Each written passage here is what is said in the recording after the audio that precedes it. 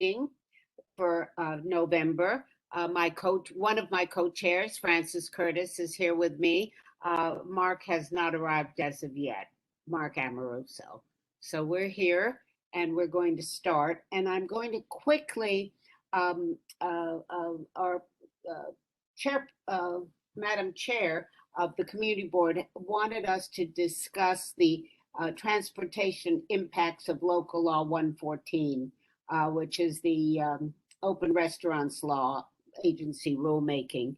I don't know whether I would like not to have a long, lengthy discussion tonight because I think it's complicated. Yeah.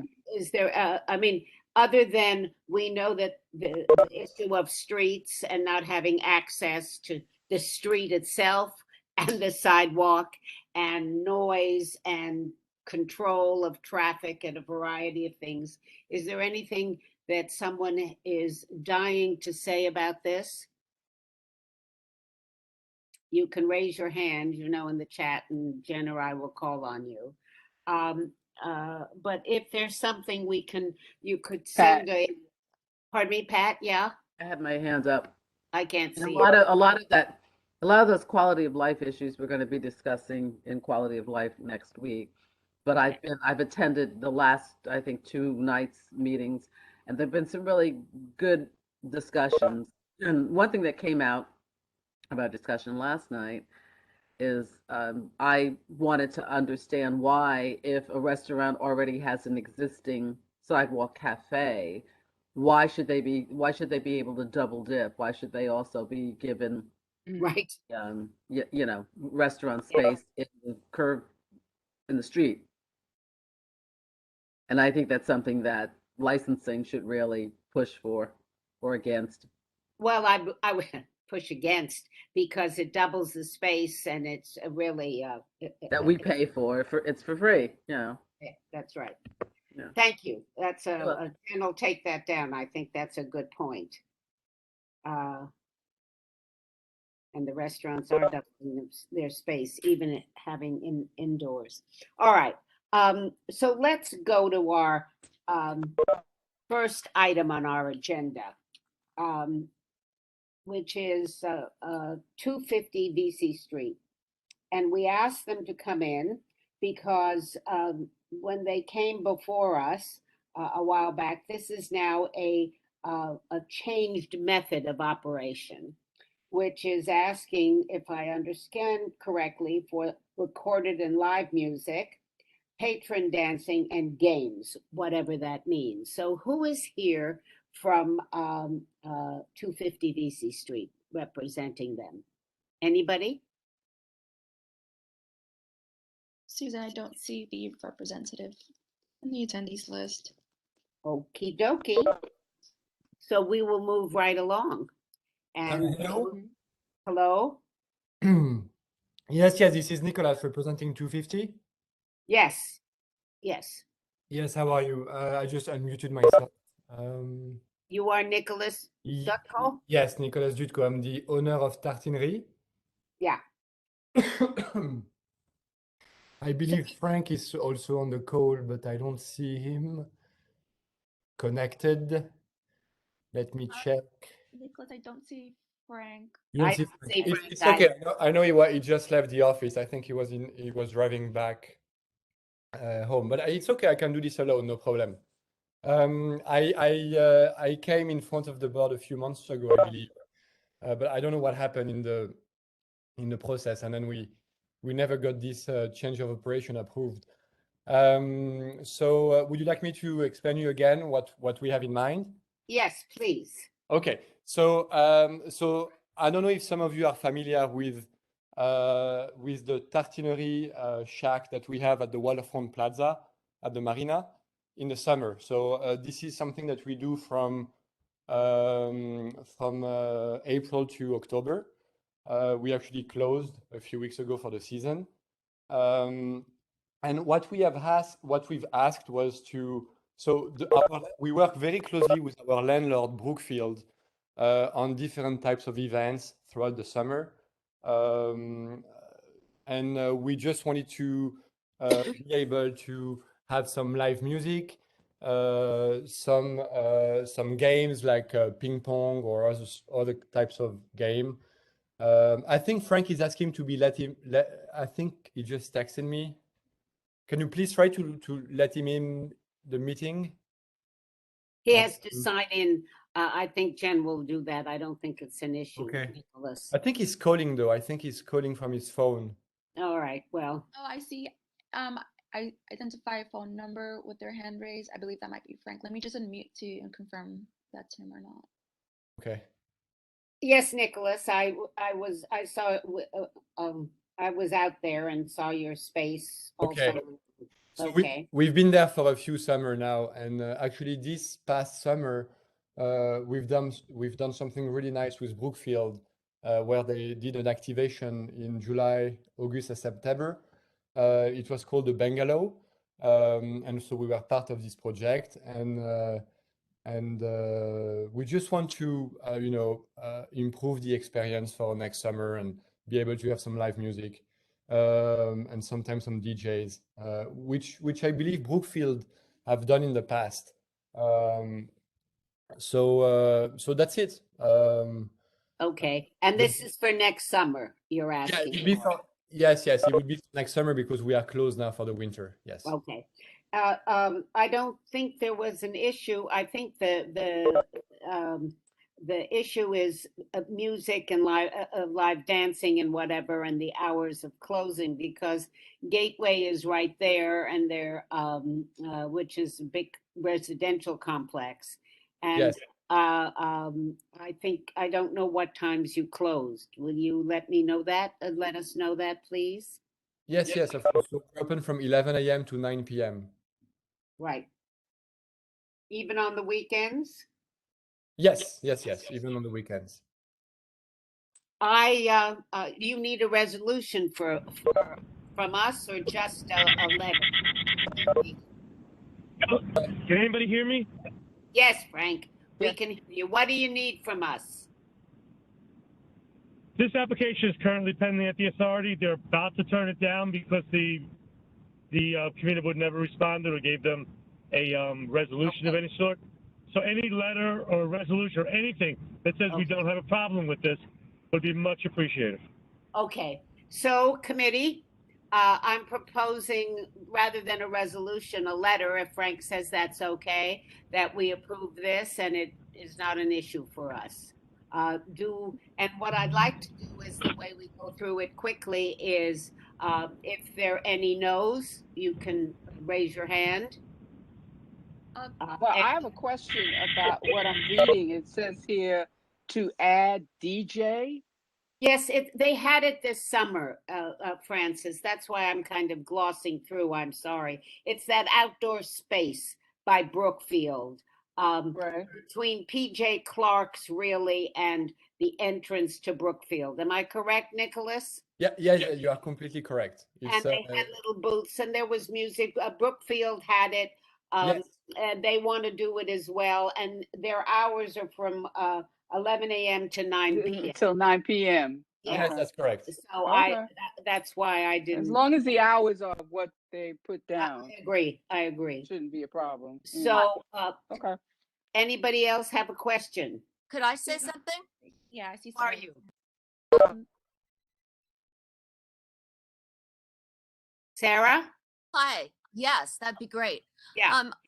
I'm here not only as a board member, but I'm on the GPTA, Gateway Plaza Tenants Association. We have had repeated complaints regarding the live music, the DJ that's at Brookfield, the current one at the restaurant. We can hear everything and the sound echoes. It's That's what I really, asked, yeah. really ugly. It's bad for the children.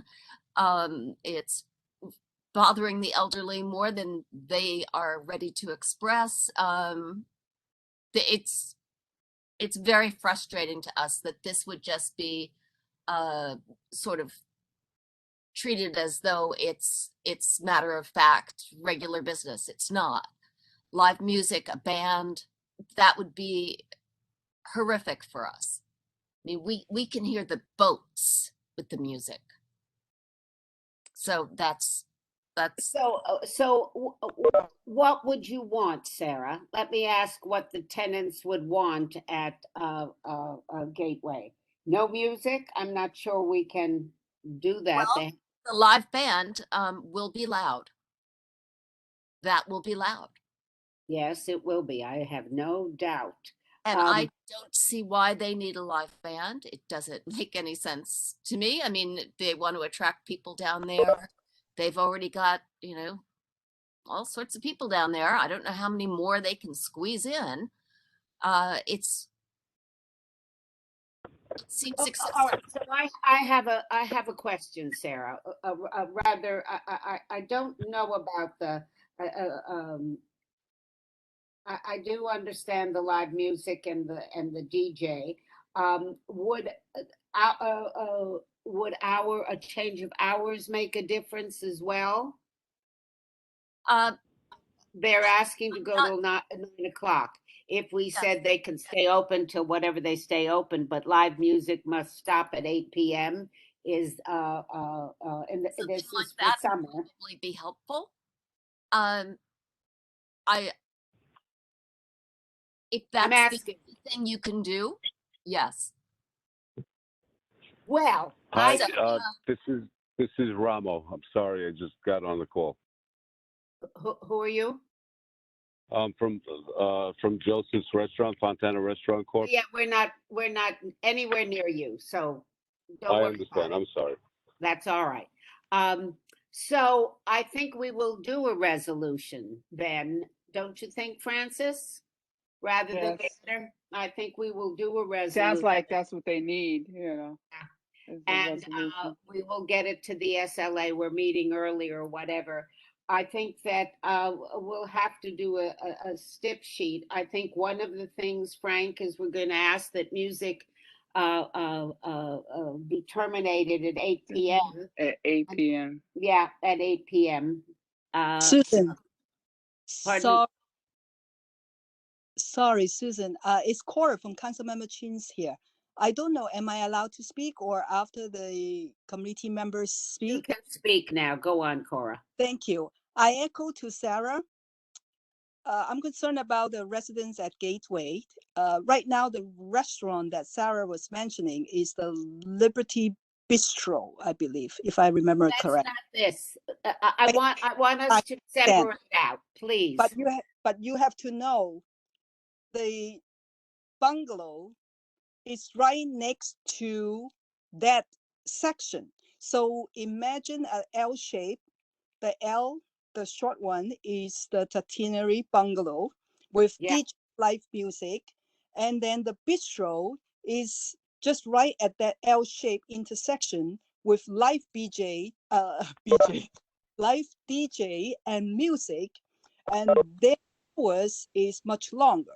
But if they have two parties going on, so they are fighting against each other with that music. So I'm not sure how they're going to operate, but I want to bring this in to echo what Sarah was saying. And even just for the passersby and the people right out there in the plaza where they have say the castle and that open space, if you stand by the Belvedere, you can hear the DJ music from the bistro, that area, which is actually the L intersection of where the bungalow is. All right, so here we are, guys. One quick statement: if they have private parties, are they allowed to stay open like all night with? No, of course not. No. If we put this in, Sarah, that they are to their whatever music they have, and we haven't determined what kind, but it stops at 8 p.m. That's it. It doesn't stay any longer. It doesn't go till 9. It doesn't go till 10. They would be in violation. Thank you. So that is one.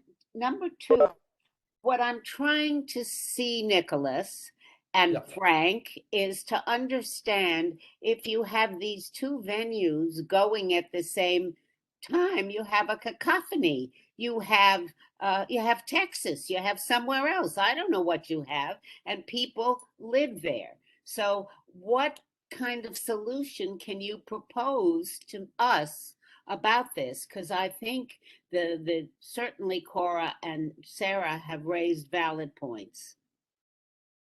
I have a question. So you had some issues with music coming from the bungalow this summer, or it was mostly from the bistro? Because I mean, we haven't done any. Last summer, we were just playing recorded music. I believe maybe Brookfield maybe had some DJs, but it was They not part did. of They the did. I think Okay. I think, Nicholas, in all fairness to you, Yes. okay, I think you're caught in the crosshairs in I some might ways. be. I might be. Uh-uh. So So, I'm actually, yes. I mean, the only reason why it's mostly Brookfield who might want to do some type of live music event, which they've done in the past, I think. But because we are outside, we need to be part of it. So that's the only reason why I'm coming in front of the board today. We will never do any. I mean, Startinerie, we're okay with just having the shack and recorded music. It's mostly Brookfield, the landlord, who might want to do some type of event, which they've done in the past. well, So that's a different kettle of fish. I yes, think that we would, I think that one of the things I would propose, and I would propose to the committee, and Sarah and Cora, you can chime in even though you're not on the committee, would be that we would allow you recorded music, not live music. And if Brookfield is going to do it, then that's a whole different issue. I don't want to get you stuck in that. I think that's reasonable, Sarah, and we'll have to figure out what we're going to do around this. And we can put it in our resolution around the live music. We'll have to make a statement about it. But and that whatever music you do have, Nicholas, that you stop it at 8. I think that's a reasonable compromise, and for people, even recorded music. even What's recorded exactly? music at 8. Let's, If it's outside, Wait. we're talking about Can I being just say one thing? outside, right? well, remember, you Can I have just- to wait one sec, Frank. Let me just explain. For Okay. anybody who hasn't been there in the summertime, if you come out of Brookfield and you go towards the water, but there's that big area before you get to like PJ Clark's. It's a big space, and Nicholas and his company had little bungalows set up and outdoor seating, and they had somebody there that monitored you when you went in. I sat there a number of times and was not bothered by it, but it's a very contained space. Brookfield did have live music there a number of times. It wasn't, to my understanding, it wasn't Nicholas. It was under Brookfield. Am I? Oh, yeah, definitely.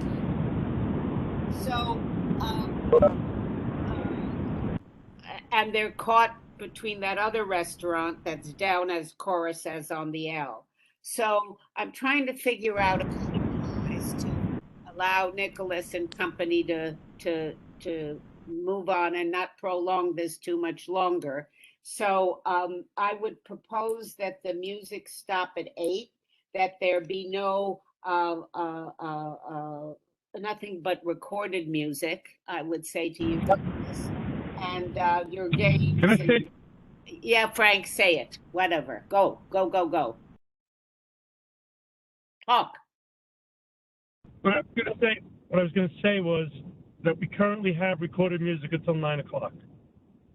If there's a concern with live music, why don't we just, Nicholas, I'm not with you right now, but why don't we limit it to maybe 3 days or 3 nights a week?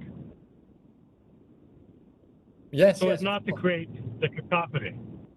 But we have recorded music till 9. We're not going to cut our music till 8 o'clock. We can like like it was discussed earlier, we could stop live music at 8 and limit it to Yeah, we're okay with that. 3 days a week. We're okay with stopping live music at 8. I Yeah, yeah. think We'll do it no more than 3.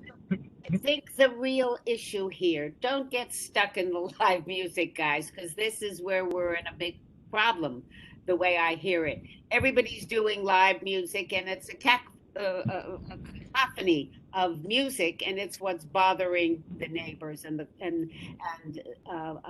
is not in essence in the public interest, the neighborhood's public interest. So I would give you, if Sarah understands it, I would give you, as you've had recorded music till 9 o'clock. I would allow you to have, not I, if the committee agrees. I'm sorry to be so noblesse oblige. It's only me. I would suggest that you could have till 9 o'clock, but you could not have a DJ and Live music. I think that's reasonable on our part. There is some way to try to control something for the neighborhood.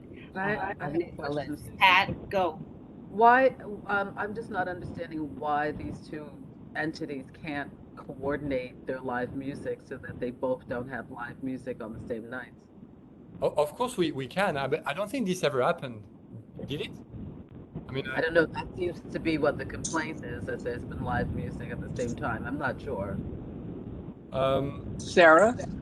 There have been things that are loud enough to disturb people on a regular basis. I was just saying in general, period. In general, it was a very, very difficult summer for But not from us. place.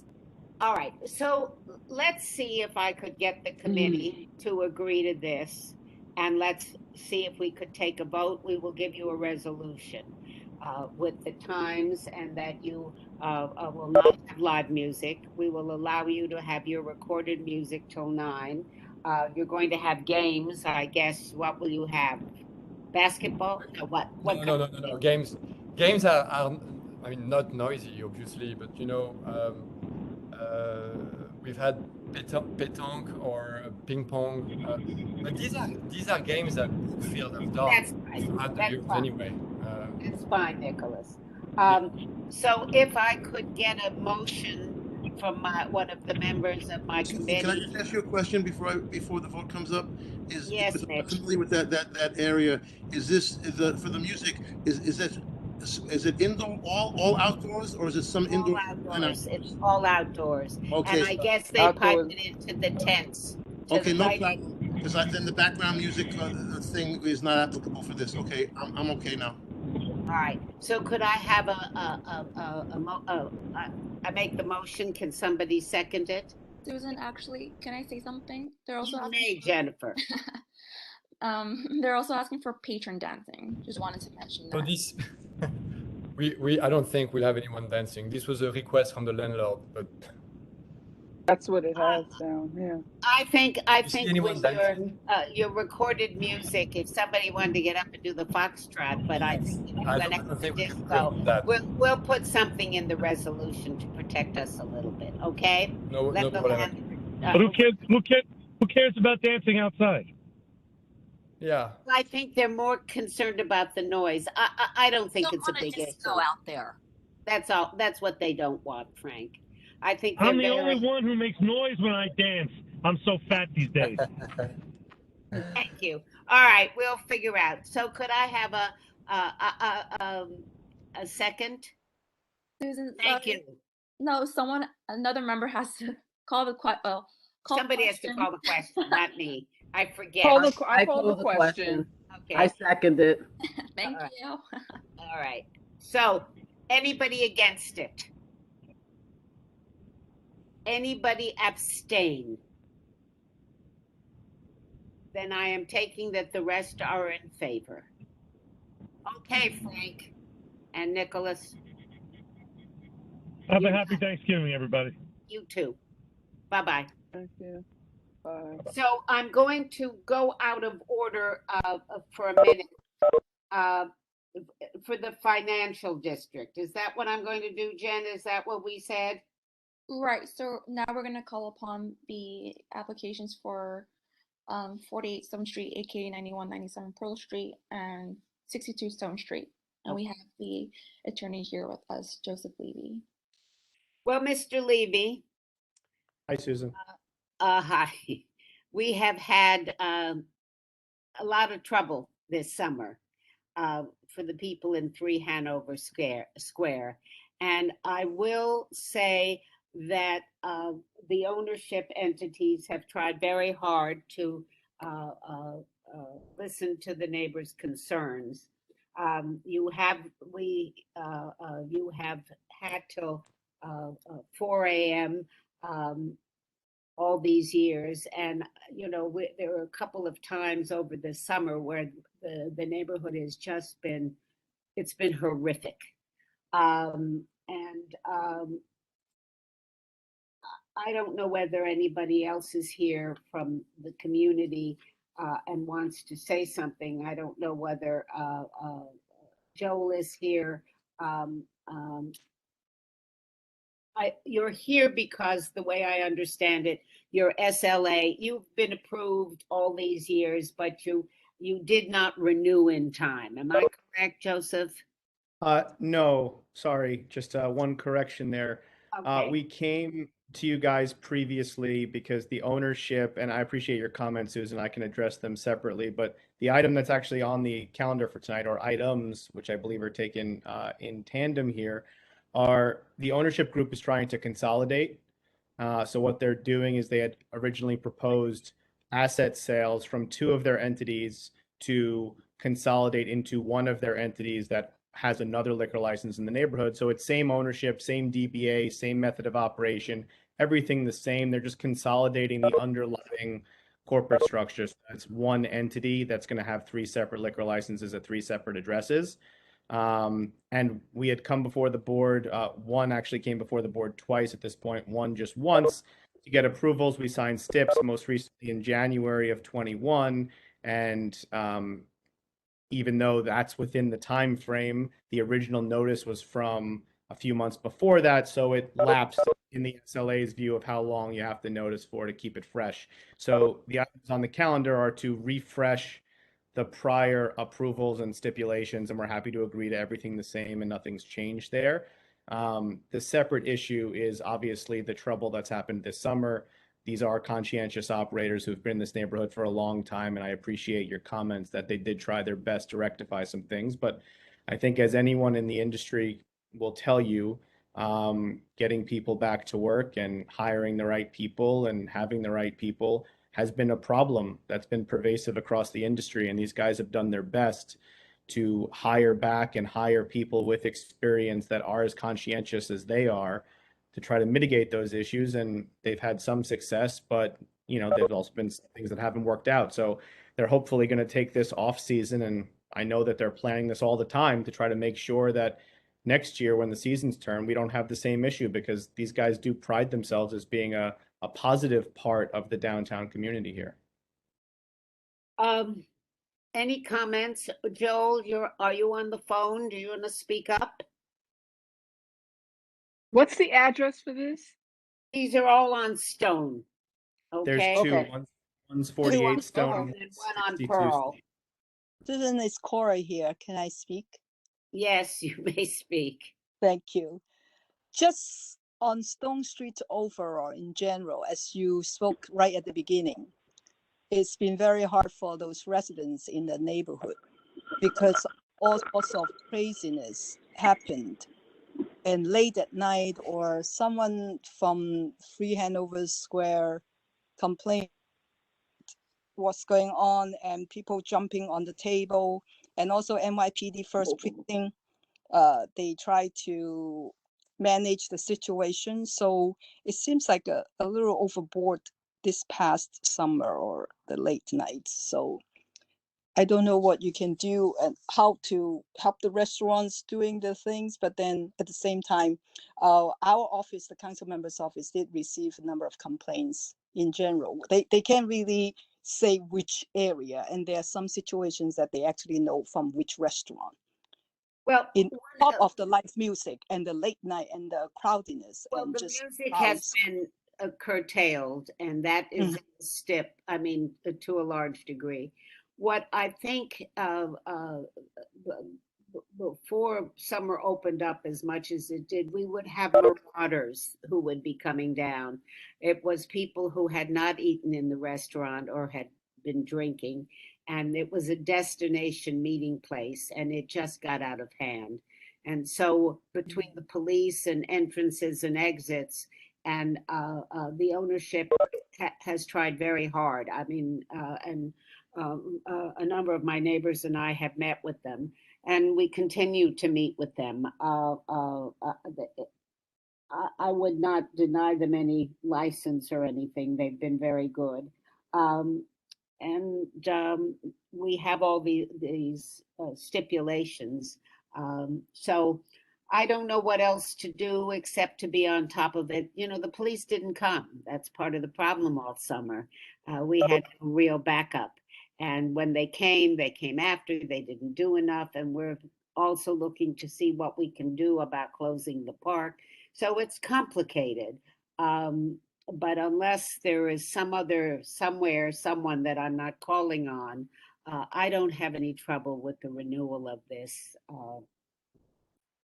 Susan, it's Megan. I also met with you and Joel and the owners, and I agree with you that they've done it. They've been doing as much as they can. They meet with us every time we ask, and they discuss the issues. And I think they've exercised good faith in trying to, address these issues that are coming up. And I don't have a problem with renewal. And just a reminder that we still expect security to be addressed. We do want them to do whatever they can to protect our park, keep their patrons out of our park, and all of those things we're still keeping an eye on, and we ask that they respect the things that we've been discussing with them. Thank you, Megan. I know they've been meeting with you guys regularly. I can tell you they've tried their best to be proactive with the local precinct. I know that they've explored some different security options to try to beef some things up and make a change that's hopefully meaningful. And they're going to continue to do that because, as you guys know, they are conscientious operators. So unless there is, what do you need from us? Joseph, you need a letter? Yeah, it could either be a letter refreshing the previously agreed upon steps, or if you want to give us new steps to sign again, we're happy to do that. The Liquor Authority, just because they're stale at this point, they just wanted us to come notify you again, meet if you wanted to meet, and just make sure that, you understood. Maybe what we'll do is we'll put out the new steps and attach it to a letter rather than do a resolution. How's that? That's perfect. Are there any other questions anywhere? Any other comments? And how many properties is this for? What are we 3. doing, 1 and 2? It's for 2. It's for 48 Stone Street and it's for 62 Stone Street. So it's for Ulysses? Yep. Joseph, And what was Financier? Oh, okay. Yeah, Financier has opened up a new little bar place. Right, it's it's a not for cafe. breakfast. Yes. It's not. Correct. It's a cafe without with hard liquor. When we approved that. Correct. That's just a cafe. Yep. So, Okay. any if I hear no rejections, we're sending a Call letter. the question. Okay. Second. I need a second. Okay. I Thank second. you. Okay, fine. So did my buddy over there. If there, my other buddy, if there are there any no's? Any recusals? Okay, you got it, Joseph. Okay, you're gonna thanks, Susan. wait, Karen. What? I need you to go, Karen. Make yourself vocal. I'm going to abstain. Sorry Okay. about that. That's all right. So Karen abstains. Okay. Okay. So onward we go. Okay, now where we're Now Thanks, we're Susan. at. Thanks, everybody. Have a good night. Yeah. Good night, Joseph. We're back at Park. We're going through the agenda. And so Blue Smoke asked for is a renewal, and so is North End Site 107. We haven't heard any complaints. And I think if it's okay, we don't usually vote or anything. We just give the renewals. The next one is 77 Warren Street. Oh, boy. Okay. Who said that? Who knows? But let's just do, they're back. They want a liquor license. It's going to be called Tribeca FB Project. We have had, to my knowledge, full disclosure, a letter from the condo owners. There seem to be 4 condo owners at 77 Warren. I'm just giving you some history. The prior ownership that we received, the community board, and at our last meeting, there were a lot of complaints about loud music, difficulty drinking outside, a lot of noise. And somebody next door who owns a gallery constantly gets harassed by people coming to go to the condo, which is out of our purview really, but it seemed to be the whole entity seemed to cause some trouble. So now the new ownership, the new chef owner who wants to open a restaurant is here, I believe. Are you not? Yes. Hi, everyone. I'm Brican. Nice to see you, because the last time we just here, everybody. This is the first time we see each other. Yes. And okay. And I'm here with Harold, which is my partner also. Hi, everyone. We're sharing the screen. Okay. Just to introduce myself quickly, my name is Harold Sakiki. I'm an attorney. I work in finance in Midtown International Law Firm. Throughout school, I worked in restaurants all my life, and culinary, industry is kind of like my side passion. So Brican has been my childhood friend all my life. So I'm here to support him, and I'm also an investor in his business. Thank you. Thank you. Okay, Jen, do we have anything specific we need to deal with on 77 Warren? We have some, we've had some complaints about the prior owners. So tell us a little bit about your restaurant and what you're proposing for hours and how you're going to conduct business, please, Birkin. Okay. So it has been kind of, let's say 20 and some years that I'm in the culinary business and the restaurant industry. So I'm looking forward to open a bar in New York City. This is my goal. And finally, I can do it. I can see that. So the intention is to open a restaurant, a kind of bistro restaurant, European cuisine, which will be with ambience music, and it will have normal hours. I'm looking forward from 12 to 2 a.m. Sunday to Sunday. It will have just the ambience music, no loud music. We are looking to have a good restaurant and very nice restaurant for the area. I know the area is the coolest area in the city. So I really appreciate that, and I really am looking forward to have a really nice restaurant. I'm open for you guys anytime you want to see what investments I'm doing in and out the place. I'm renewing everything inside. I know that it has been some issues with pre-owners, but I can do nothing about that. What I can do is from here uh, forward. So when I'll have it, please. So that's it. Okay. The unfortunate part for you is that you're coming on the heels of a sports bar that was very lively, very loud, very noisy, and the community had problems. The community, the place and the owners. So what we need to understand is exactly what kind of are you going to have, like a fine dining, no music, background music, no televisions and sports and windows open and people yelling at games and hanging out late. What can we expect from your restaurant? Okay, the previous place, it was, yes, a sports bar, and as I know, it was really noisy. We will not having a new sports bar. It will be a bistro kind of restaurant. It is really the music. It will be ambience music. It will be background. Somebody needs to turn on.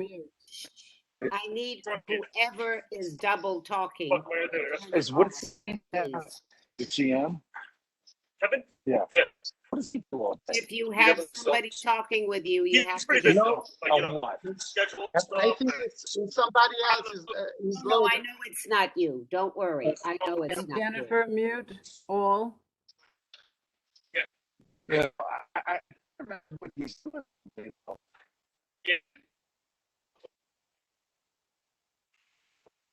Okay. Okay. I think so.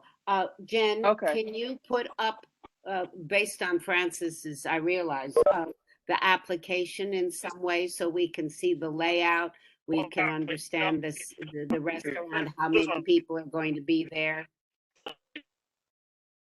So meanwhile, can I explain that everything? Wait, Karen, you have to unmute. See if you can unmute yourself. Okay, will you be having any TV screens in your restaurant? We will not have any screens.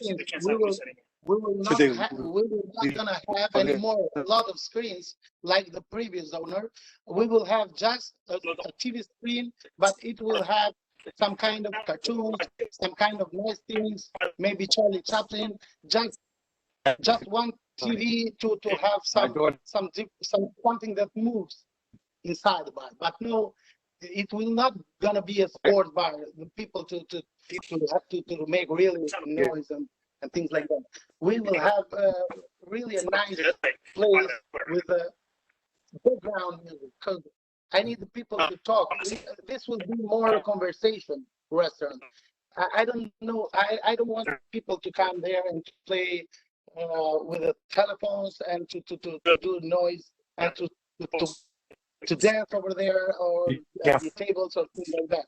We just need the conversation place for the people after for the after work to come here to enjoy it. Wait, not so fast. Okay, keep it there for a minute. Go back, Jen, please. So you have 40 seats. Somebody's still on the phone, Susan. I think it's their phone. It sounds like almost like Frank from before. There's nothing I can do. Still a lot of background noise. Can't hear the applicant talking. Sounds like a phone, but this was on the phone before.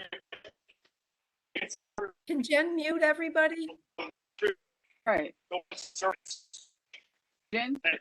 Muted everyone, but then when I'm not sure how that's possible because everyone's muted. Only the applicant is speaking. Yeah, but I heard they can put Big Gay on it. We're hearing this conversation here. Yeah. It sounds like a telephone. We're having this person's conversation.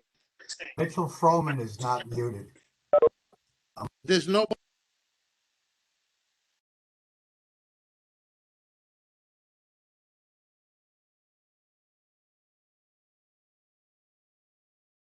Even I was muted, and we can't conduct the meeting if I'm muted. So, Okay, I think we're on again. okay. So Jen, can we go back to the application? Because I think we all want to have a sense of what it says. I guess can you enlarge it in some way? Yeah. Not easy, kids.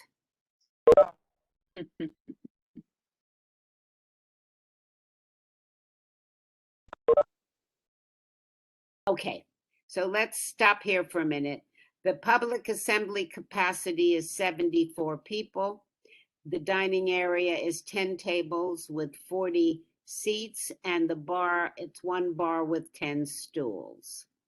The hours that you are asking for are 12 p.m. to 2 a.m. 7 days a week. Well, we're not going to do that, but we'll get to that.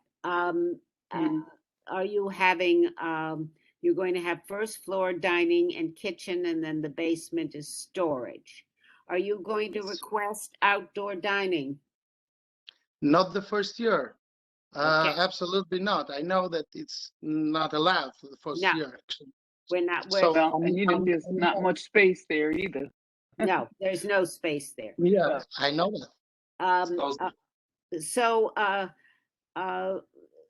Certainly on Sunday, you will not, we're not going to give you till 2 a.m. We will give you. For the first year. Yeah, for the first year. The latest is 1 a.m. and I think during the, usually on the weekends and during the weekdays, Sunday through Thursday, it's till, well, really, Monday to Thursday, it's till midnight, and Sunday, we like you to close even earlier. Certainly by 10 or 11 p.m. I don't know what the rest of the committee feels, so I'm going to let them speak. Sunday 10 p.m. would be good. Yeah, Sunday is 10 p.m. And the weekends are Friday and Saturday till 1 a.m. And that's for the first year. 1 o'clock for the first year. Yeah, 1 a.m. Yeah. How does that sound? I got it. Are you good with that? It sounds good to me. It's okay. It's fair. It's fair. It sounds Okay. fair. Yeah. A couple of other questions. Are you having music? Are you having I recorded will have. music? We will have only background music, recorded music, but background, not loud music, not noisy music, nothing. You know the no DJ, no bands, no live music. No band, no live music, no DJs. Just the background music, just ambience music, and that's it. You know, right? The rule of background music is if we can hear it outside, it's not background. But my oh yeah, it will not be heard outside the place. Okay, Pat. Are there people that live above this establishment? The way I understand it is there are 4 units above. The first, the floor above is like an office space. Am I correct? Yes, indeed. Yes, indeed. That's the owner. You are not the owner, but that's what Jen and I found out.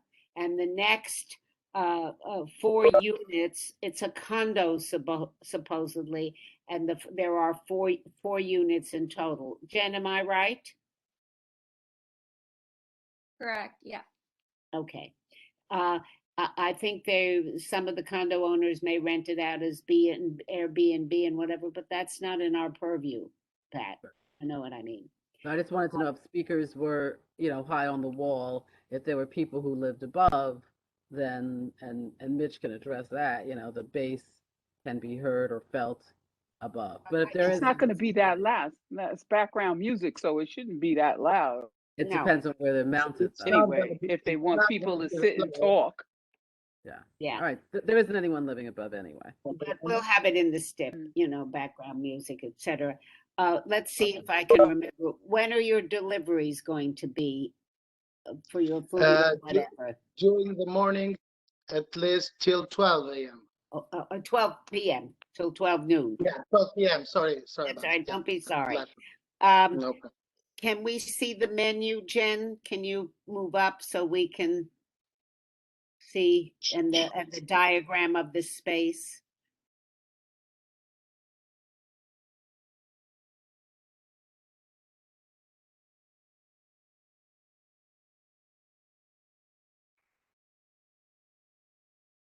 Okay.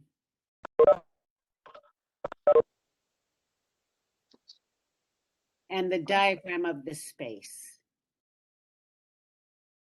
Are you going to change the small front? Space. It's Yeah, long, it's a small but thing. small.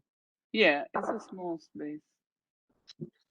Do you have windows that open onto the street?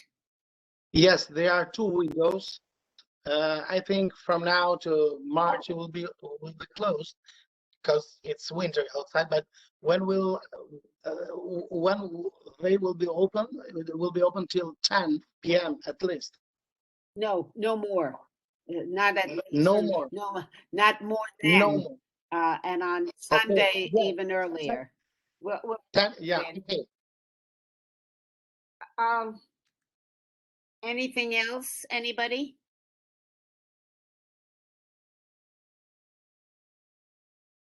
Yo, how many bathrooms?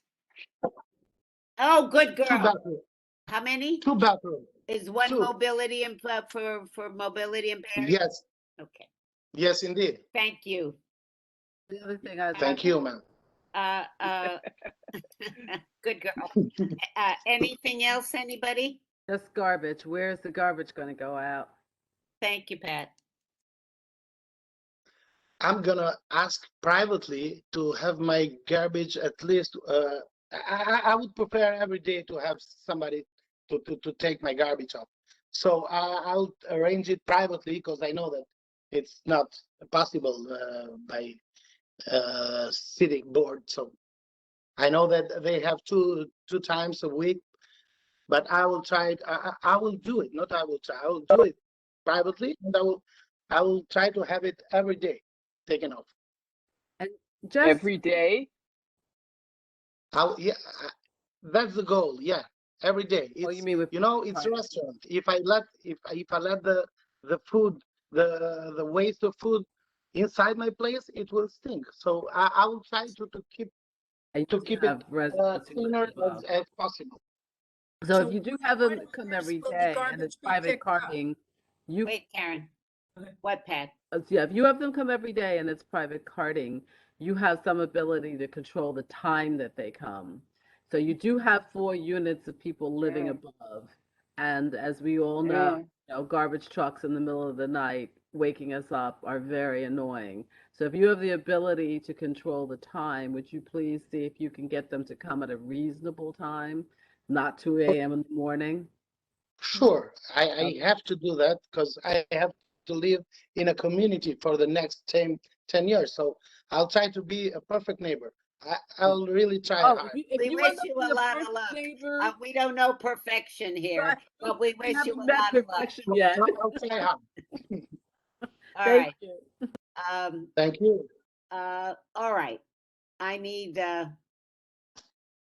calling the question. I need a second. Call the question. Okay, second. Francis, that was you mouthing. You were not. I got it. Oh, second. Sorry, I Right. was muted. Any Sorry. rejection? Any abstention? Well, I'm going to take that all in favor. Go to it, sir. Good luck to Thank you you. very Okay. much. Oh, Thank just you one very more much. question. When do you expect to be open? As soon as possible. I'm trying. I was in my mind. It was December, but I know I can't do that. So probably Right after I the would new like. year. Okay. Yeah, the Okay. very first month of the new year, probably. Okay. That's all. All right. Just cool. All right. Thank you. Thank you. Thank you. Thank you, everybody. Thank you. Have a good night.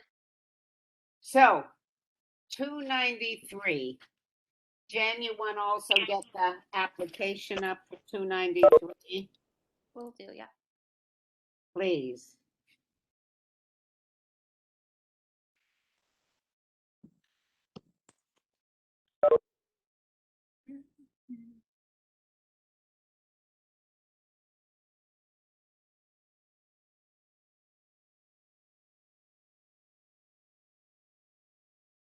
Also, just to mention before I present the application on the screen, we have members of the public who wish to opine on this application Fine. regarding their opposition. Okay.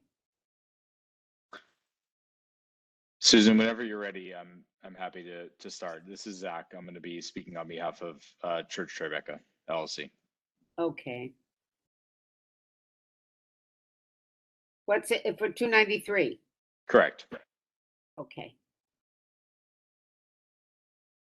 It's for a liquor license. So let us go through this. Jen's going to share it. SFL Recreation. So what, Yeah. Are you ready for me to go? yeah, go. Okay, great. Okay, so I want to thank everyone again for the opportunity to represent our application. If you remember, we submitted this during the last community board meeting in October, and we're here to represent the application for obviously the November meeting. So we sent through a revised document package for this application, and if any members of the committee have not had a chance to read through all of the submitted materials, I would encourage you to do so.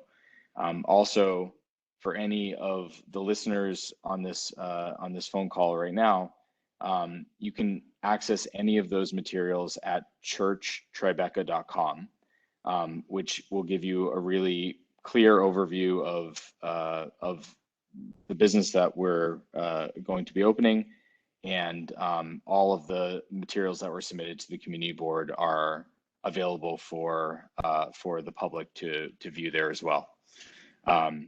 So given that we've already presented our application in the last meeting, I won't spend too much time on the concept or what we've built at 293 Church Street, but I specifically want to address the concerns that were voiced by Mr. Stephen Rand and Mr. Bradley Silverbush following the presentation of our application to the committee last month.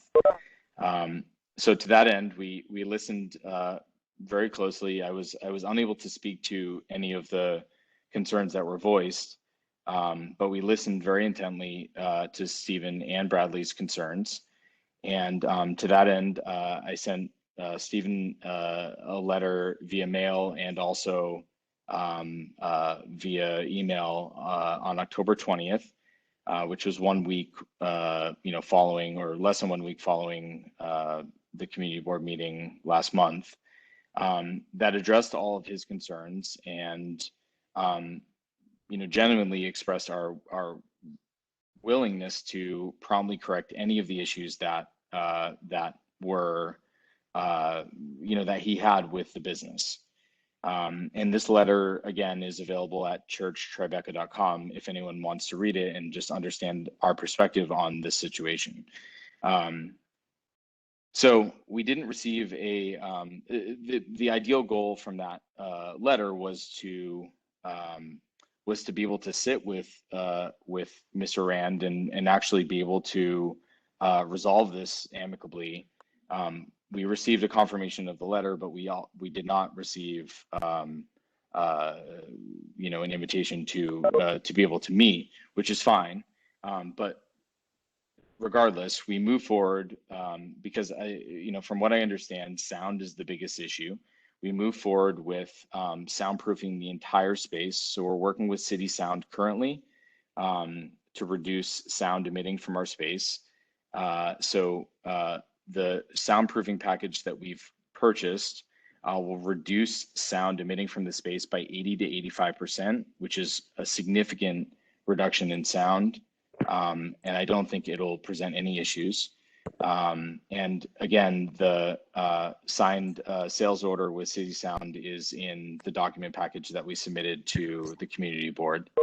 But what's most troubling about this situation is that over the last 4 weeks since the last community board meeting, we've had emergency services called to our property 10 times. And just to note one specific event, which there was several calls in one evening. On 10:30, we had the fire department the police department, and EMTs by way of a 911 phone call that were all called to our location. And each and every time that there was a visit, the officers, firefighters, and EMTs communicated to us very clearly that there was no issues present at the location and that we were not at fault for any of the activities. And they asked us to please communicate with any of the parties that we may be aware were making these phone calls in an effort to prevent rather any unnecessary deployment of emergency services. You know, and again, to that end, you know, we had, when the fire department came, they closed off the street for over 30 minutes because of a phone call that our space was over occupancy when it clearly wasn't. And we actually walked through the space with the fire department, with the fire chief, and we were well within our limit, the limit of our certificate of occupancy, which we monitor very closely. So anyways, this is a concern for us, and we've been in direct contact with the 1st Precinct in Tribeca, as well as FDNY Ladder 8, to discuss ways to prevent these types of you know, reports or phone calls from being abused through the 311 system, which I see as a gross, you know, this is a huge issue and a failure of the public service system to be using resources that could be you know, could be deployed to actually handle real problems to be you know, coming to our location. So anyways, so that's happened since the last meeting. I want to make it very, very clear to the committee and to all members of the public that we are extremely open to anything that we need to do to resolve any nuisances or, you know, any concerns by the public. And, you know, in the doc package that we submitted to the community board, we have, in addition to the signatures that we collected from members of the community, which we have over 120 signatures, we also have 20 local businesses, all surrounding our location, that have all voiced their support of us opening this business. These are businesses that are located directly on our block. They're businesses that are, you know, farther from us. They're both hospitality businesses and other small businesses. Everyone agrees that that the vision that we have for this space has the potential to be a benefit to the community and will, you know, continue the development of Tribeca as a neighborhood that's desirable for both residents and tourists and the working community, et cetera. And just in closing, I love this neighborhood. I've lived here for close to 4 years now. I have a family. I've put my heart and soul into this space, and I hope you see that through the renderings and the photos that we submitted. I spend every single day here, and I want nothing more than to use this space as a resource and a benefit to the community. And what I want more than anything is for any individuals who have a issue with what we've built here to, I want to be able to sit down with them and address the concerns that they have and correct them quickly and permanently, because that is the most, you know, that's the most important thing. I don't want to be a nuisance. I want to be a benefit to the community. And I know what we've created is a beautiful space that has the potential of offering that. So anyways, I'll leave it at that. Thank you again to the committee for listening, you know, to our application, our submission for application again. And I hope that this is something that we can make happen in short time, just given this has been a long haul for us. We started the development process of this space in 2018, and we finished just right at the cusp of COVID. And then we were unable to open, obviously, because of the citywide retail shutdowns. And now we're back at it again to try to make this happen. So anyways, just once again, if anyone listening would like to see any of the documents or materials that I've referenced, it's at churchtribeca.com. And yeah, thank you again for taking the time to listen. Okay, thank you, Zach. So I'm going to open it up to questions from the committee. Madam Chairperson, if I could respond to that on behalf of the submission I sent to members of the board earlier, I'd like to address some of those comments. Will, Bradley, I will be delighted, but I want to hear from my committee first, okay? And then I will call on you. Thank you. Anybody from the committee? Yes. Yeah, I have a couple of things. Okay, Karen. The Civic Center Synagogue is nearby, and I wonder if it might not possibly be within 200 feet of the door of this establishment. I can hear. It is not 200 feet. I can give you this is on White Street, correct? Yes. If you can just give me Okay, one in the moment. meantime, I have a question for Jen, actually. When we look at the documents, the addresses on the signatures on the petition have been redacted. We can't see them. So we don't really know if the signers are people who live here, work here, or are perhaps even unconnected to the area. So I'm going to ask Jen, can you take a look at those signatures without the blackouts and just tell us in a general way if a significant number of them are local to the area? I will, yeah. I'll go ahead and go to the unredacted version. And thank you for noting that. I'll also send another email for the committee specifically with the whole application packet, but just the unredacted version as well. Thank you.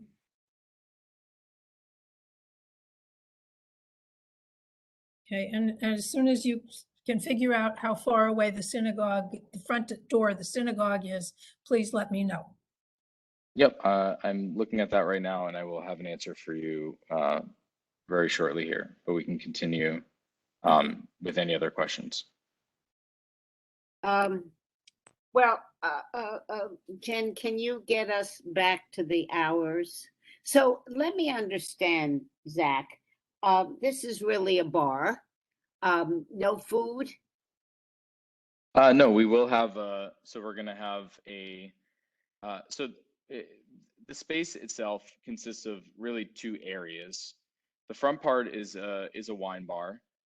We'll have cheese, charcuterie, crepes. We'll do like a brunch program for crepes and different French themed foods. In the back of the space, we will have traditional bar foods. Different, not meals though, light snacks, desserts, etc. But yes, we will have a full food menu to support the alcohol program. So you have a capacity of 67. 68 people on our certificate of occupancy, yes. Okay. You are a new establishment, and we are loath to give till 2 a.m. Yes, I understand, especially and Sunday. I understand completely, and we are willing, per the previous meeting that we had, we are willing to accept 1 a.m. And what I want more than anything, and this is my genuine intention here, I want to prove to you that we are that we are contributive to this neighborhood and the community, and I'm happy to wait the time. We've waited years to make this happen. If we need to wait 6 months or a year to get extended hours, that's totally fine. What I want is to be under the regulations of the SLA so that we can operate properly in this space and really see through the vision that we have for the business. So I know that we submitted 2 a.m. Yeah. I think based on the last meeting that we had, it seemed agreeable that 1 a.m. was okay, and we're totally fine with that. Yeah. And not midnight it was to midnight on the other nights except Sunday. Sunday, we're trying to make sure it closes earlier. I don't remember what we had. Maybe Jen remembers. I don't know whether it was 10 or 11 on Sundays, not midnight. Yeah, 10 o'clock. Thank you, Francis. We don't give anybody past that on Sundays. Jen, could you show us the diagram of the space, please? Flip through that so we could look at it.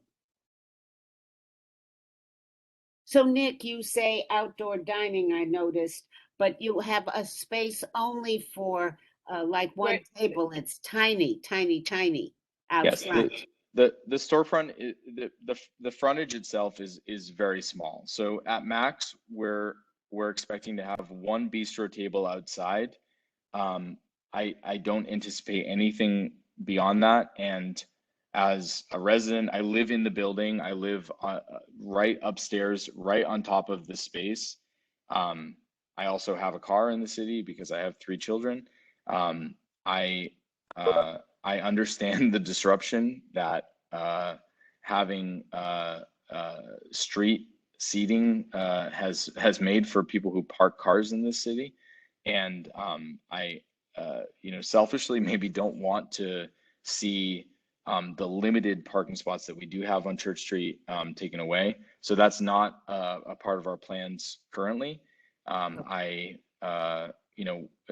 think that the concept itself with that one table in the front works well.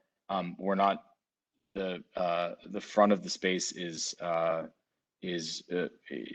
very much meant to be an intimate space. We're not trying to jam a bunch of people in the front of the space, and nor on the street either. I mean, we have 2 adjacent businesses, Petrarca and Añejo, that have street seating, and for us to add street seating would take away all of the parking spots on our block. So I don't think that that's necessary, nor is it going to contribute to the success of the business in a meaningful way.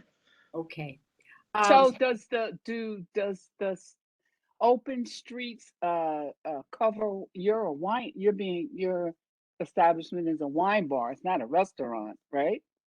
So well, we wouldn't be taking advantage of the regulations within open streets. We would actually, this would just be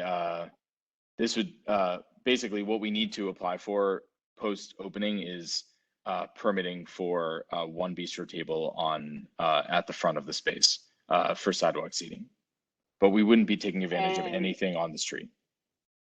And that's not going to block egress for the disabled or no. It wouldn't interfere with the front door, and then there's also an emergency egress. There are 2 doors to the building. There's one for residents and one for the business. We have access through the business to both exits, and the bistro table that we have referenced in the rendering does not interfere with either of those entrances. Do you have how many bathrooms do you have? There are 2 restrooms in the space. We have one upstairs, and then we have one downstairs for staff members. And the one upstairs is upstairs. Well, on the first level. Yeah, on the retail level. On the restaurant level, is it accessible? Yes, it's fully ADA compliant. Okay. So do you? But you said it was only for staff. No, that's downstairs, Francis. Yeah. So we have a kitchen prep area in the basement, and we have a restroom in that area, but the upstairs area is for. Don't worry about it. Yep. She got it. Okay. I got it. I do have a question. So you have, if I looked correctly at the building, you have 2 stairs up. Do you not, Nick? You don't have a street level access. Or do you? How are you going to, if somebody is mobility impaired, how do they get in there? So the plan is, so I mean, we're limited by the landmark building in what we're able to accomplish through from an ADA compliance standpoint. We have plans in place right now, and we're going to be creating a ramp for wheelchairs that will allow access from the sidewalk. But that wouldn't be a permanent fixture. It would be something that we would bring out for for patrons, assuming that they need to access the space with a wheelchair at any time. Okay.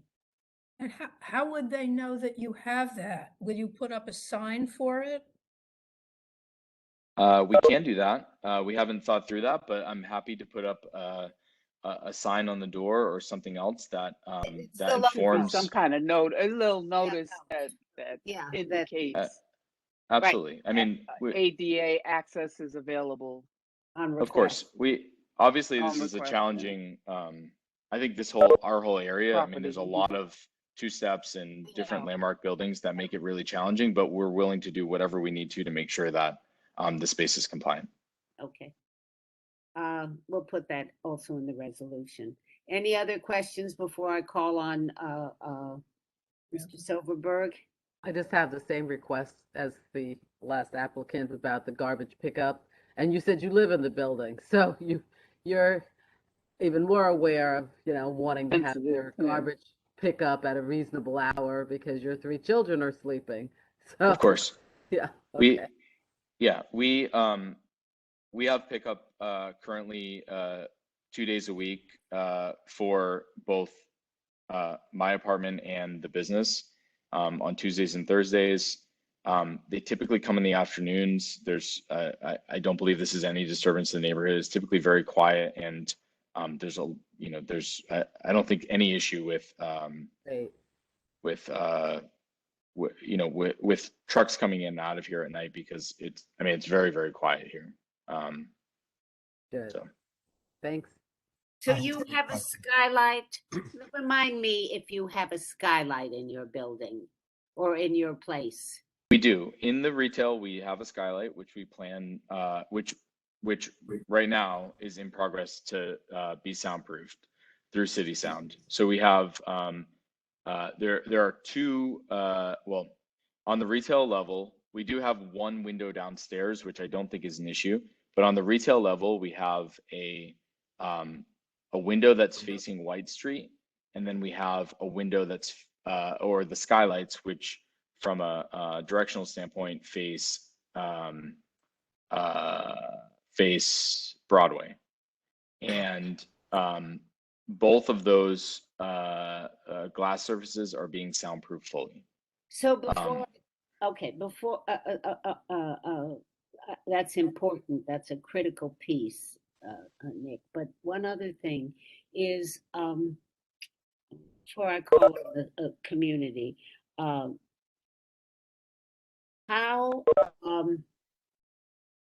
do I say this?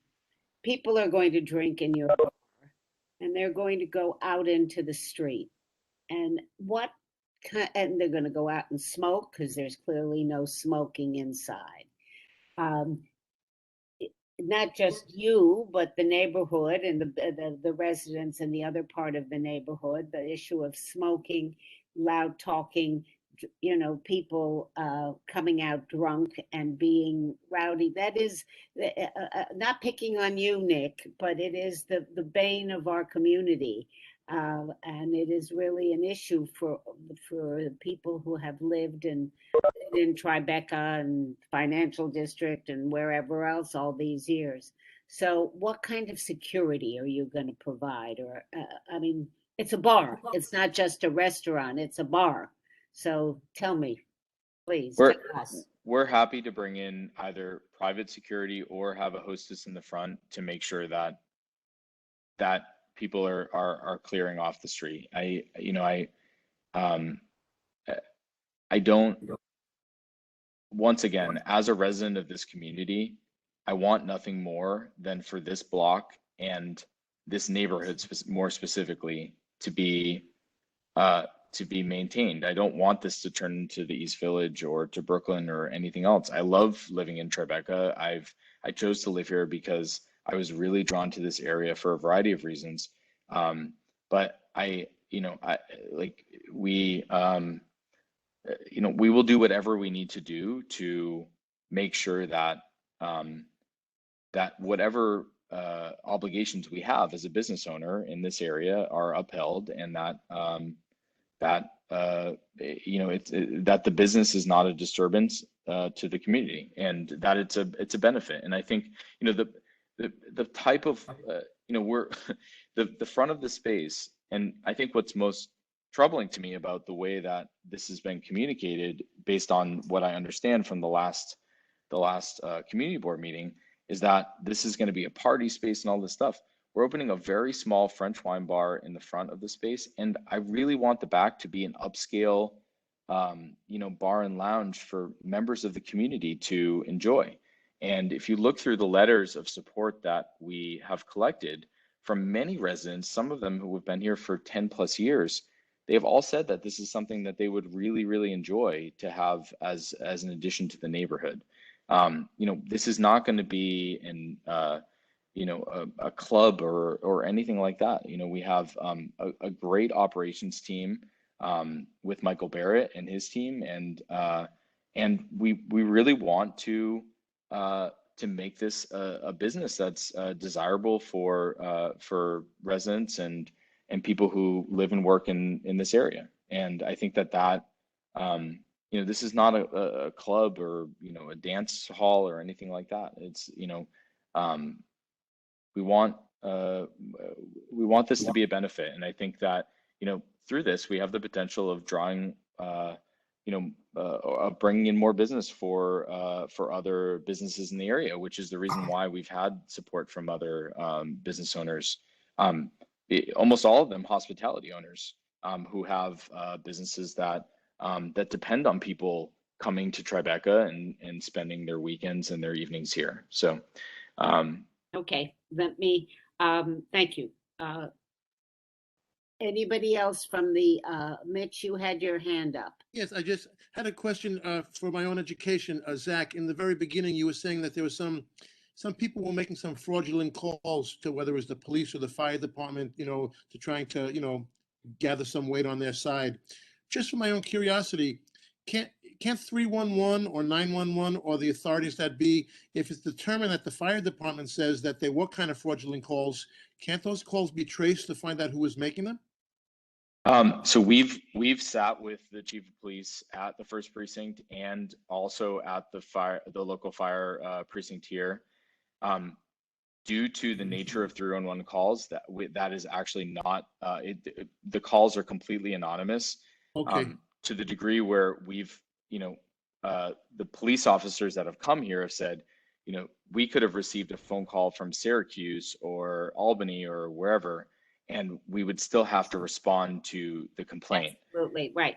I understand they have to respond. I was just thinking, like, you hear these high profile cases. Obviously, this is not life or death, but in those high profile cases where, calls can be traced. So I was just wondering if it was something that if it kept on happening, if that was something that was applicable.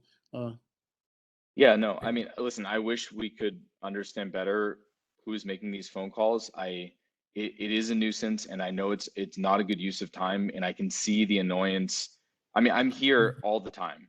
And just to be clear, while we wait for this space to be properly licensed, we've been renting out the space for private events, for baby showers, bar mitzvahs, birthday parties, etc. Within full legal rights and permitting. I mean, everything is done. We just had the fire department here for an open flame permit.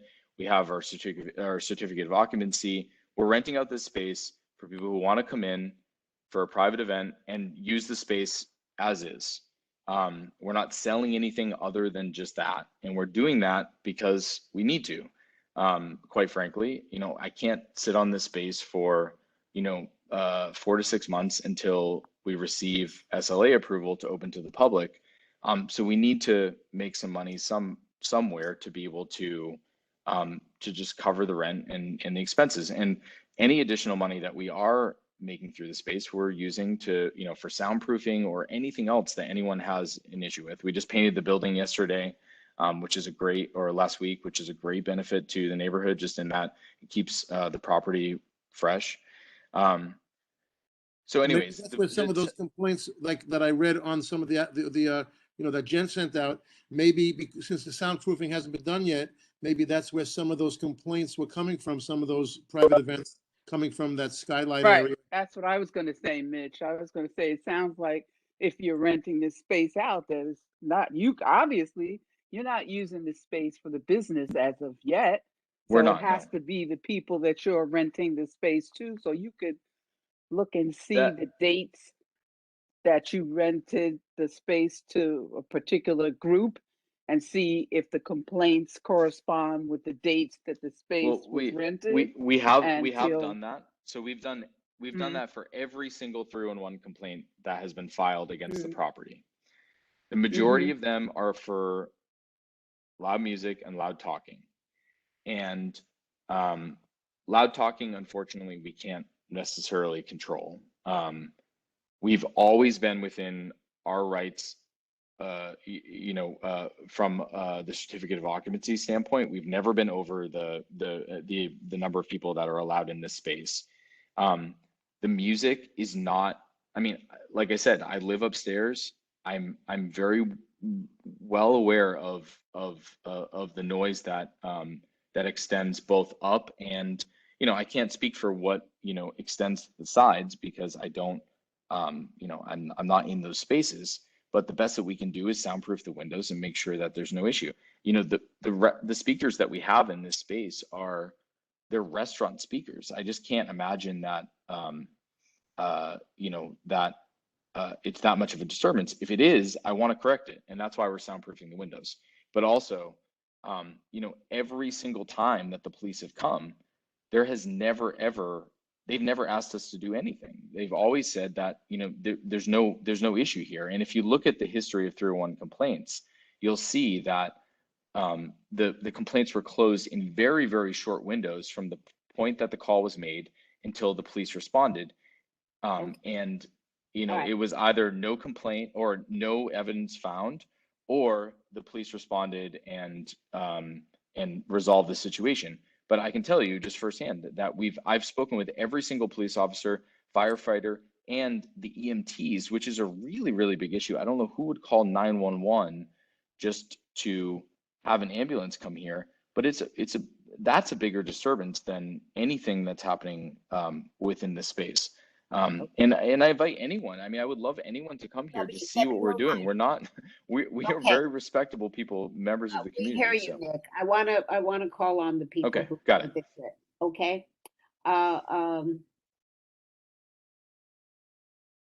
I think Bradley, you're next. Thank you, Madam Chairperson. I have to admit that was a very eloquent and impassioned plea. I was very impressed. But I want to address some misconceptions as well as the facts and applicable law. First of all, although Zach mentions he contacted my client, Mr. Rand, no one attempted to contact me. I wish he had. We could have had this conversation and not wasted the committee's time tonight. Moreover, the information I have is that, contrary to his representation, Zach does not live in the building. He resides at 7 South Oxford Street, apartment 4 in Brooklyn.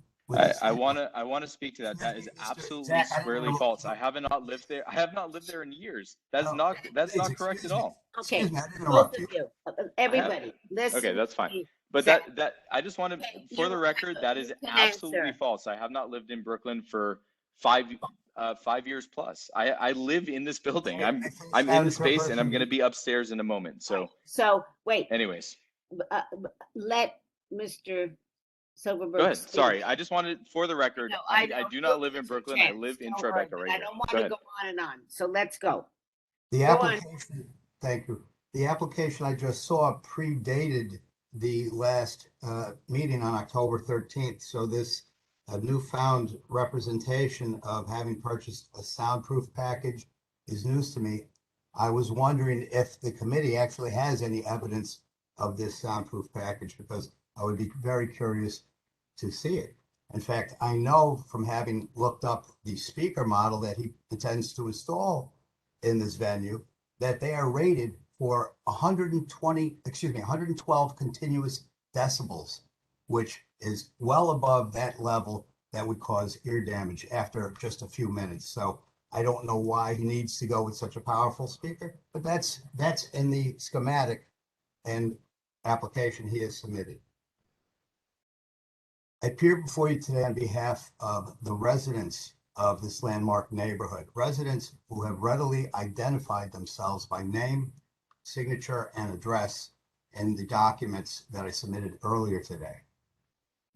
Significantly, if this license application were to be granted, it would be the 19th and possibly the 20th license to issue within 500 feet of the subject premises.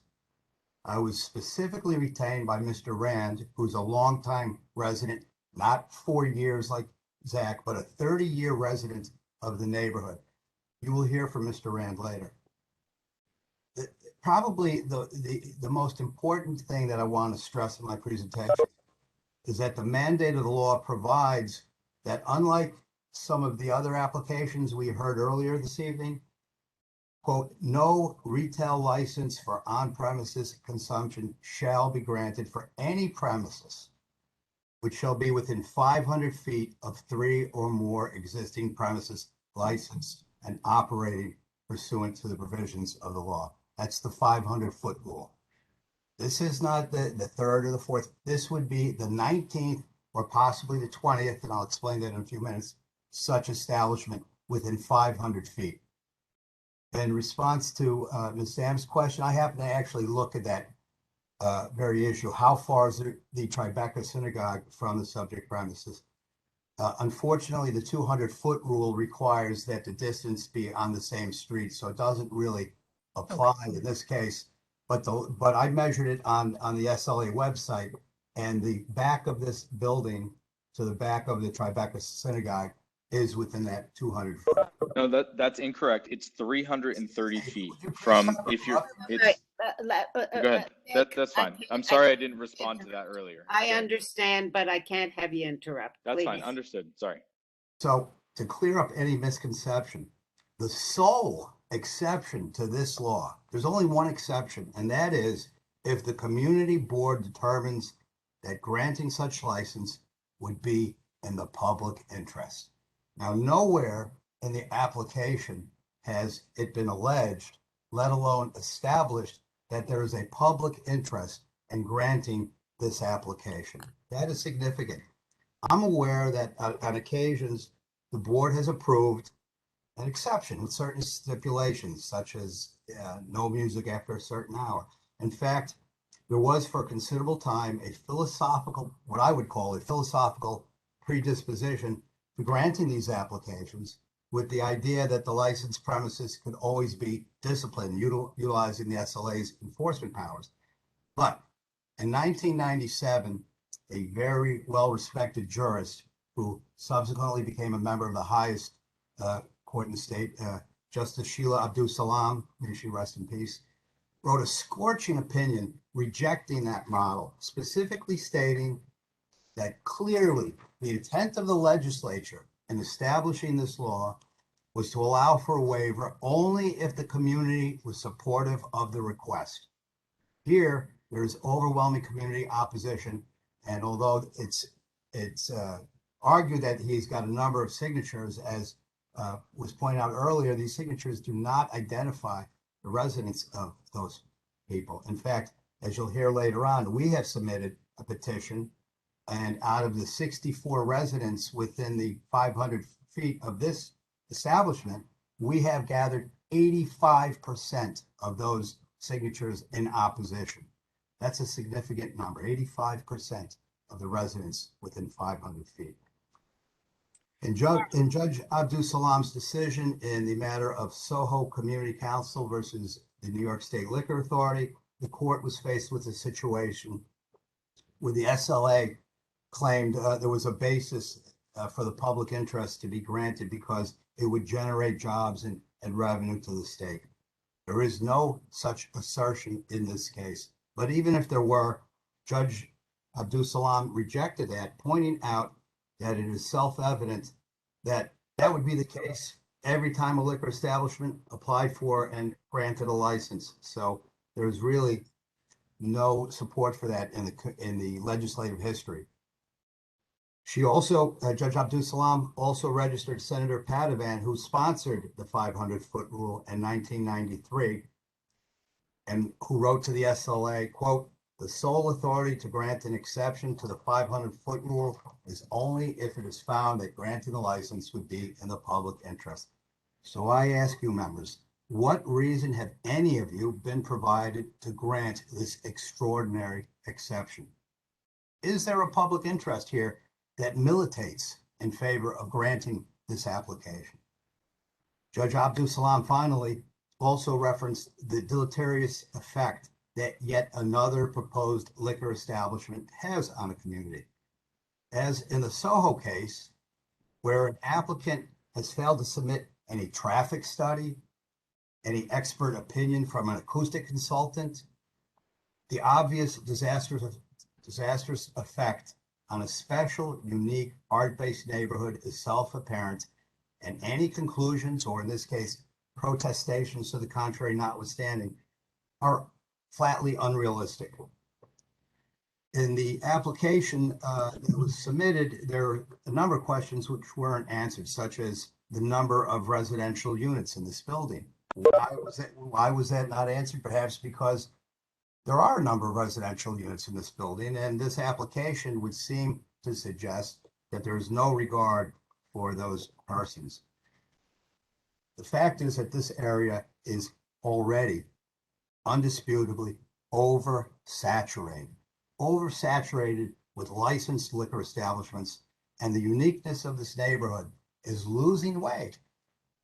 Who is it losing weight to? It's losing weight to a place for people from other boroughs or other parts of Manhattan to come in droves to party until the wee hours. We're talking about quality of life. We're talking about substantially changing the character of this neighborhood. Okay, thank you, Bradley. I have a few other points. No, you've gone on. I have allowed you a great deal of latitude. I haven't even had a quarter of the time that my opponent had. May I have 5 more minutes, please? Wait. I'm respectfully requesting 5 more minutes. Wait, 5 more minutes, please. Mr. Silverbush? Yes, Just ma'am. a minute. Yes. How many more people are on to speak, Jen? Right. There are 2 more to speak. He said and Mr. Rand. Excuse me. Pardon me?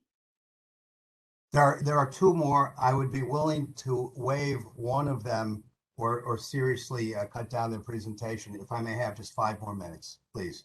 I think this is very significant and important. I would ask for your indulgence. Go. Thank you. Okay. So historically, the SLA has never approved more than 2 applications in any one year. This year so far, they've already granted 2 applications in this 500-foot area, and there's another one pending, which was submitted on September 8th, 2021. So it looks like there will be 3 granted this year for this area. This would be the 4th. Okay. This tribunal is the community's conscience and must understand that the effect will be disastrous. One of the representatives stated last time that they intend to insulate the skylight. As any of you know who've lived next to a building with glass windows, glass is a horrible insulator. So absent some evidence of an acoustic study, of a proper installation, this should not be granted.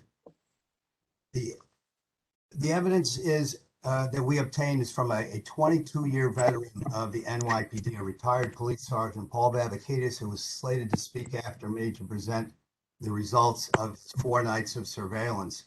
And contrary to the representations of Zach, he's prepared to testify that his surveillance demonstrated that at least on one occasion, on the night of October 30th to the 31st, he counted approximately 123 occupants enter the premises and observed firsthand a woman come out, slip, and fall in an inebriated condition, and the person who appeared to be the manager tried to escort her off premises, and Mr. Vavakidis is the one who called for emergency services that night. Haven't seen her fall down at 3:14 in the morning.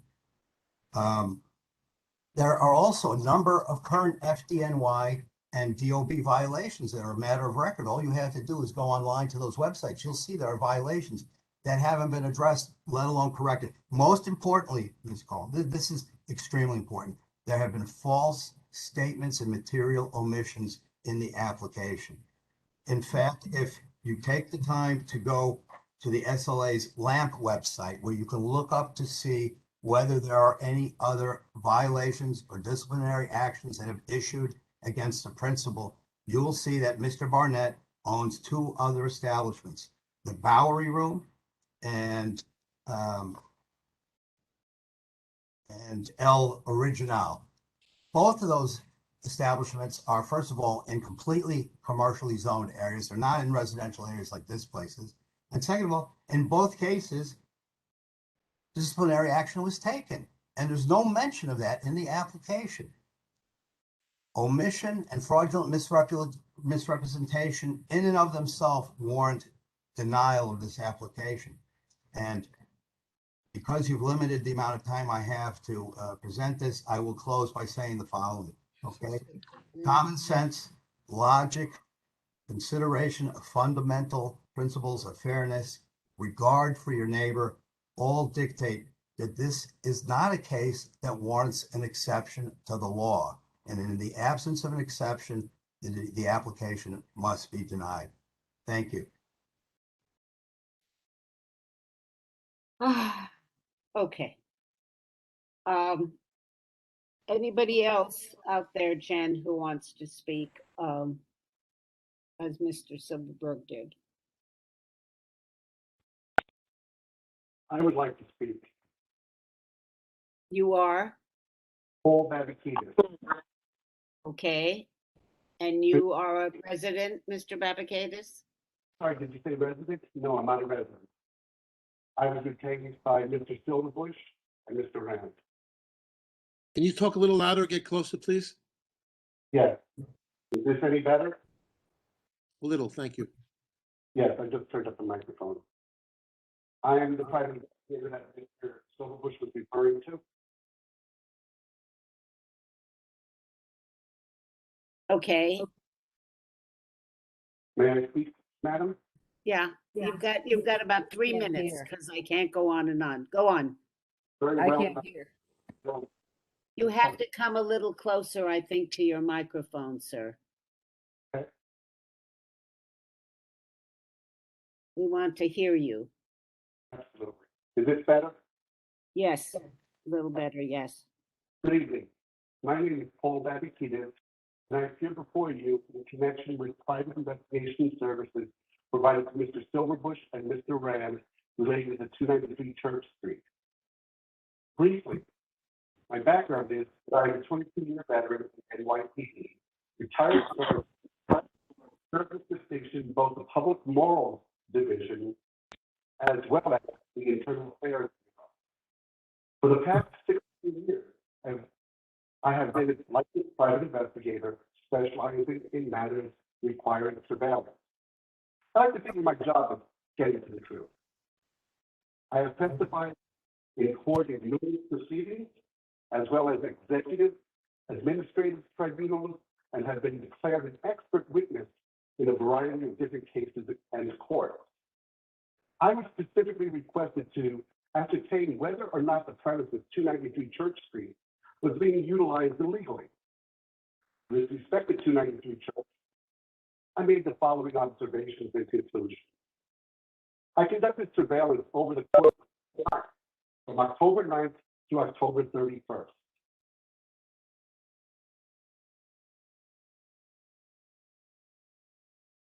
We can't hear you. There's a signal problem. Just a moment, please. October 30th to 31st. On October 30th, 2021, from 8:54 p.m. to 3:54 a.m., October 31st, 2021, I conducted surveillance in the vicinity of 293 Church. This investigation was also specifically conducted to ascertain if 293 was engaged in any violation of law. My analysis of that surveillance is based on my specialized training and expertise applied to the Vice Enforcement Division and the New York City Nuisance Abatement Team, working closely with them.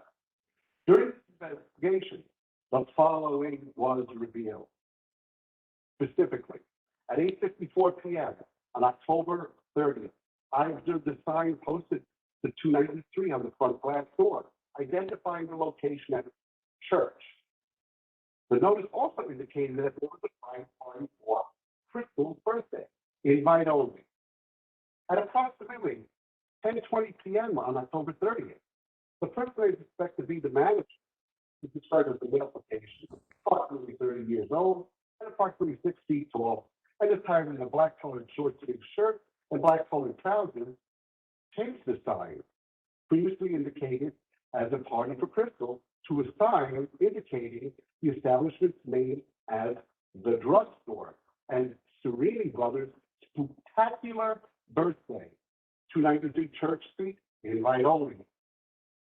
I observed the suspected manager and the person who appeared to be a barrister at 293.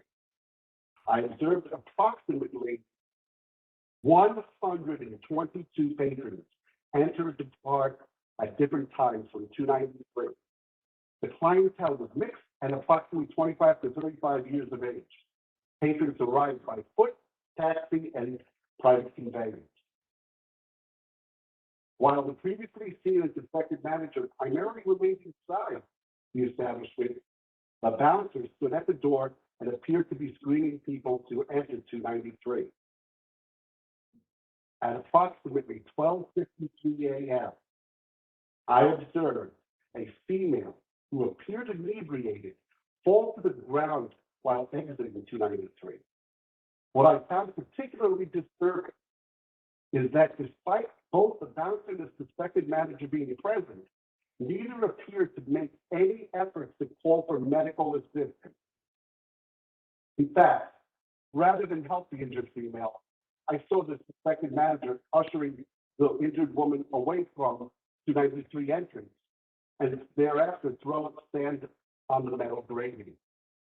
Shortly thereafter, an ambulance responded to my call for medical assistance for the injured woman. While this was occurring, at 12:59 a.m. on October 31st, the SDNY fire trucks rolled up with emergency lights activated, and I observed members of the SDNY. I believe that the response from the SDNY was unrelated to the response of the EMS, because I did not observe the SDNY and the EMS speaking with each other. Thereafter, I observed an NYPD first precinct RP number 3929 stopping in front of 293. Turned his emergency lights on to momentarily get the suspected manager's attention, and then engaged in a conversation. I'm able to hear that conversation. At 3:14 a.m. on October 31st, I observed people continuing to overcrowd the public sidewalk with loud and boisterous noise, which including yelling and screaming, and effectively impeding the passage of pedestrian traffic on the sidewalk. The steady rhythmic sound of music from within the premises could be heard throughout the night. And well into the early morning. Oh, I'm going to give you one more minute, Mr. Vanakantis. Well, thank you, Madam. But please, it's important for me to continue because these are all pertinent facts. A photo of what the front of the building looked like at 214 showed that it was packed. My observations of the number of people who went to such a location during the surveillance led me to conclude that the suspected manager's posting of signs on the front door to 293 was a ruse to enable the establishment to operate as an unlicensed cabaret nightclub. Based upon the number of patrons I observed, I concluded that the location may be a fire trap. At that time, I concluded my surveillance at 4 a.m., and there was still a crowd of people on the sidewalk. My conclusion to all is the following. Based on my observations and my experience in these matters, it is my professional opinion that the use of the premises at 293 to host events creates a number of serious issues, including, but not limited to, the following. Substantial increase in traffic, substantial increase in pedestrian traffic, substantial increase in noise, disturbances necessitating the appearance of response of the NYPD, incidents of public consumption of alcohol, substantial increase in loitering. I am informed that there are several dozen residential families living in the immediate vicinity of 293. And as a person who was raised in Hell's Kitchen, where I grew up, I know the effect that the street noise can have on a person. I imagine that any residents of the neighborhood would be affected by the marked increase in services and conduct that results from establishments that serve liquor in the midst of a residential neighborhood. As Mr. Silverbush has already, there are already 24 licensed liquor establishments within 500 feet of 293. It is my expert opinion that establishments such as could cause consistent and constant disturbances even in commercially zoned areas. In a residential area, it is a nightmare for the residents who have to deal with these issues. Okay, all right. I'm going to say enough, sir. I'm going to let Mr. Rand speak for 3 minutes, and that is it, Mr. Rand. Thank you, Mr. Babakitis. I can't go on with this. 3 minutes, and that's it. Can you hear me? Yes, we can hear you. Okay, my name is Stephen Rand. My presentation will take approximately 5 minutes if you'll indulge me. Nancy Wender and I have lived at 291 Church for more than 30 years. We're here tonight along with all of our neighbors to oppose the recommendation of a liquor license for the nightclub at 293. I first spoke with Mr. Normandin in March of 2020, the day after his club named the drugstore opened. There was an explosion of sound through the walls that started at 10 p.m. the previous night and continued until 4 a.m. I was freaked out that this was a daily possibility. I called Lucian Reynolds at CB1, and Mr. Reynolds called Mr. Normandin, who said he would implement remediation methods about the noise and speak with me. We spoke once, and he said he was getting estimates to correct the situation. He did nothing, and his nightclub started up again on September 3rd, 2021, louder and more crowded. Our buildings are 100 years old and were never built to be soundproof. The walls in Mr. Normandin's and Mr. Bennett's nightclub are exposed brick. The skylight and floor are uninsulated. According to sound engineers we have spoken with, to insulate that building from the typical bar noise and loud music and prevent the disturbing sounds from escaping, new walls and floors must be floated, and the skylight insulation requires a soft attachment. Hard materials like brick and steel readily transmit the noise. The bass and party comes through the walls into our bed like the bad neighbor you had in college. You lay there getting more anxious and upset about not being asleep as it gets louder. The club caters to 20 and 30-year-olds that come into our neighborhood. Their parties start at 10 p.m. when the restaurants on either corner are gearing down and go until 3 and 4 a.m. with cars double parked in the street. The front windows are papered over, and they built a false front to hide the noise and activity from view.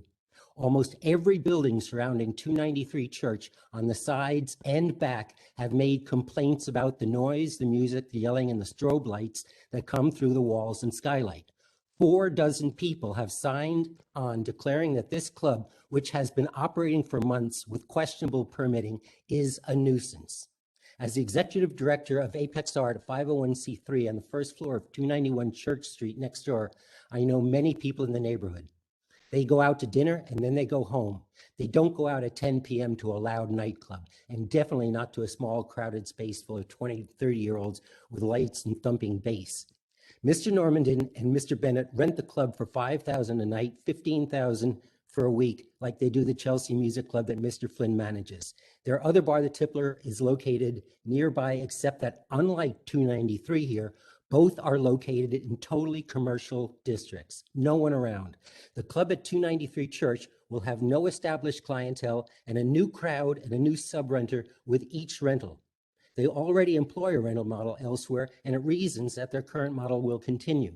Mr. Normandin wrote to me last week after the CB1 meeting when his application seemed in jeopardy, and I quote, "As it stands, until we are able to open the space to the public with proper licensing from the SLA to sell alcohol, we need to rent the space out for private events to cover our rent obligations. We simply cannot absorb multiple months of rent without generating income from the property. I am mindful of the potential disturbance this may present to you as a neighbor under certain circumstances that unfortunately may be out of our control. Unfortunately, I understood this as a subtle threat that if I stand in the way of a liquor license, I would be more severely disturbed. Mr. Norman's response is an explicit acknowledgement that 293's activities disturb the neighbors, but yet he still engages. Mr. Norman and Mr. Bennett have indicated a callous disregard for the residents of our neighborhood. They know they are responsible for activities at 293 Church Street, but clearly are motivated solely by the need for profit. Mr. Norman points out that this enterprise is underfunded, making him unlikely to perform any significant sound remediation. The inherent message they convey is the hell with the general public. Mr. Norman also wrote, in respect to loitering in front of the building, we have mandated that all upcoming private buyouts hire a security guard or hostess to be stationed in the front. No alcoholic beverages will be allowed outside, and so as not to disrupt any neighbor. Okay, whatever they claim to have mandated, it is not true. 24/7 videos and police reports show that this is clearly not the case and has not been the case. 293 Church Street has become a party building, and make no mistake, this venue is a party scene that has no regard for the neighborhood resident. They represented to this committee that the maximum occupancy, I'm almost done, that the maximum occupancy was 75. And on October 30th, an investigator counted 150, almost 120 people in the club, well in excess of legal capacity. They have one bathroom where 3 would be required for that number of people. And what do you think happens? I have photos of urine on my building in my doorway and vomit on my sidewalk the morning after. In addition, the building owner operates an illegal Airbnb, ensuring that there are no tenants to object to the nightclub. To divert city inspectors, they even give out my address and use fake pictures of their building. We have emails from and spoken to short stay people that have complained to the owner of 293 with no response. Airbnbers get to leave and not return. I don't have that option. We have commercial legal action seeking to enjoin illegal use of the premises and to effectuate a cure of the public nuisance that has been created. They have misrepresented their business to you in many ways. And after our CB1 meeting of October 13th, their parties have only gotten worse. Mr. Norman wasn't honest in 2020 about addressing the noise. He did nothing. They weren't honest to you about being a party club for 20 and 30-year-olds. This is not a place for neighborhood patrons to relax. They weren't honest to you about the occupancy of 75 when they clearly exceeded that by double the number. They said they would have food, but they have no kitchen and lack the proper ducting or ventilation to construct one, and apparently do not intend to do so. And even if they did, they have no money to install soundproofing, so they can't do this. Mr. Rand. I have one more thing. Mr. Norman was not even honest with you about living in Tribeca. I have 24/7 video. His 3 kids have never been in that building. He does not live there, and he is not being honest with you. And I have proof of all of this. 293 Church appears to be an underfunded effort fueled by desperation, and the applicants have not alleged, let alone demonstrated, how the granting of this application could possibly be considered in the public interest. One more sentence. These applicants have both by omission and misrepresentation showing you that they are not stand-up people, and regardless, there is no need for another nightclub in our pretty special landmark neighborhood that is already saturated with these. Thank you all for your indulgence. Thank you. All right. Anybody else from the community, Jen? Susan, I would like to just say it's going to take I'm 1 not gonna minute. do that. No, Zach, no, not yet. Okay, I will let you speak.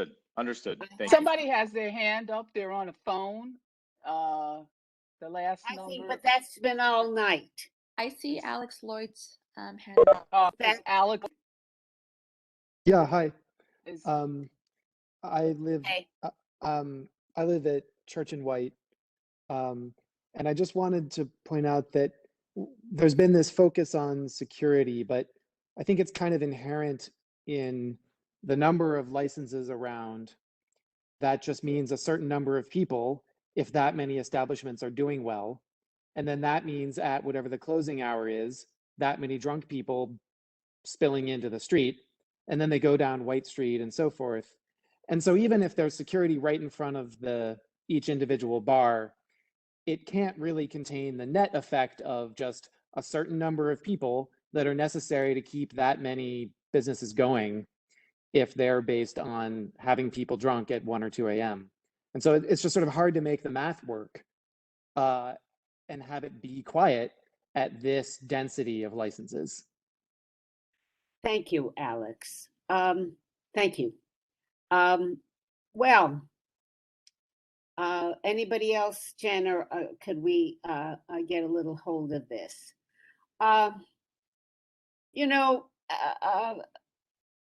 I don't know how the other committee members feel, and I do want to hear from them.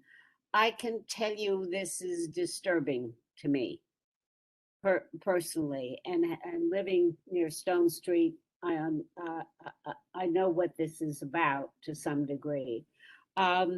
So I want to hear from the rest of the committee in some way, because I have a few thoughts, but I want to hear what everybody else thinks. The thing that you should know that disturbs me is that you have, you know, you can have these one night venues and have all this stuff and exist and have money, if I'm correct, Karen, right? I mean, you get to apply for a special license.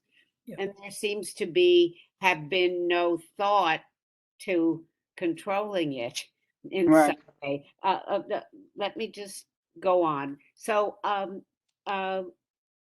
we have a dilemma in front of us, and so I want to hear from my members of the committee. Karen, make sure you are unmuted. I think I am. Yeah, you are. Okay. I just wanted to point out historically that there's a parallel.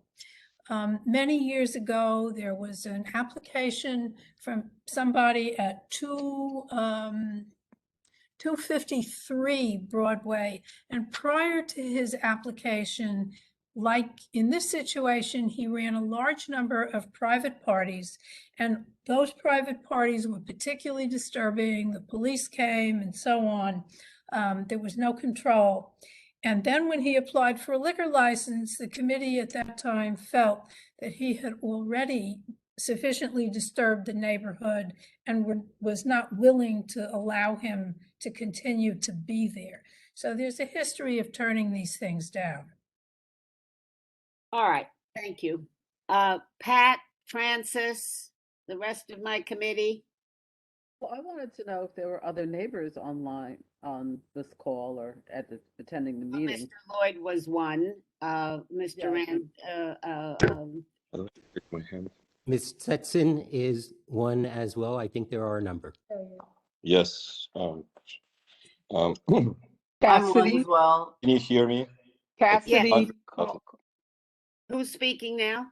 Andre Sutton. I'm a neighbor living on White Street. My apartment's facing the 293 Church Street, and I agree with everything that Stephen said before, and it's a real nuisance, and we don't want this to continue. Thank you. Cassidy, you live in the community? Yeah, I actually work in the space as well, and I'm here. I work with Zach and in running in the daily operations. I'm here every single day. I'm here right now with Marcelo, who is the building manager and who can absolutely speak to he can speak for himself. No, but are you neighbors? Do you live Yep. in the community? No. I live around the block. I work here every day though. I'm running. I don't need the building manager. Yeah, I'd like to hear from other people who do not work with Zach. I'd like. Kristen, No, I don't work for Zach. I live on Green between Spring and Broome. I have been living there since 1985.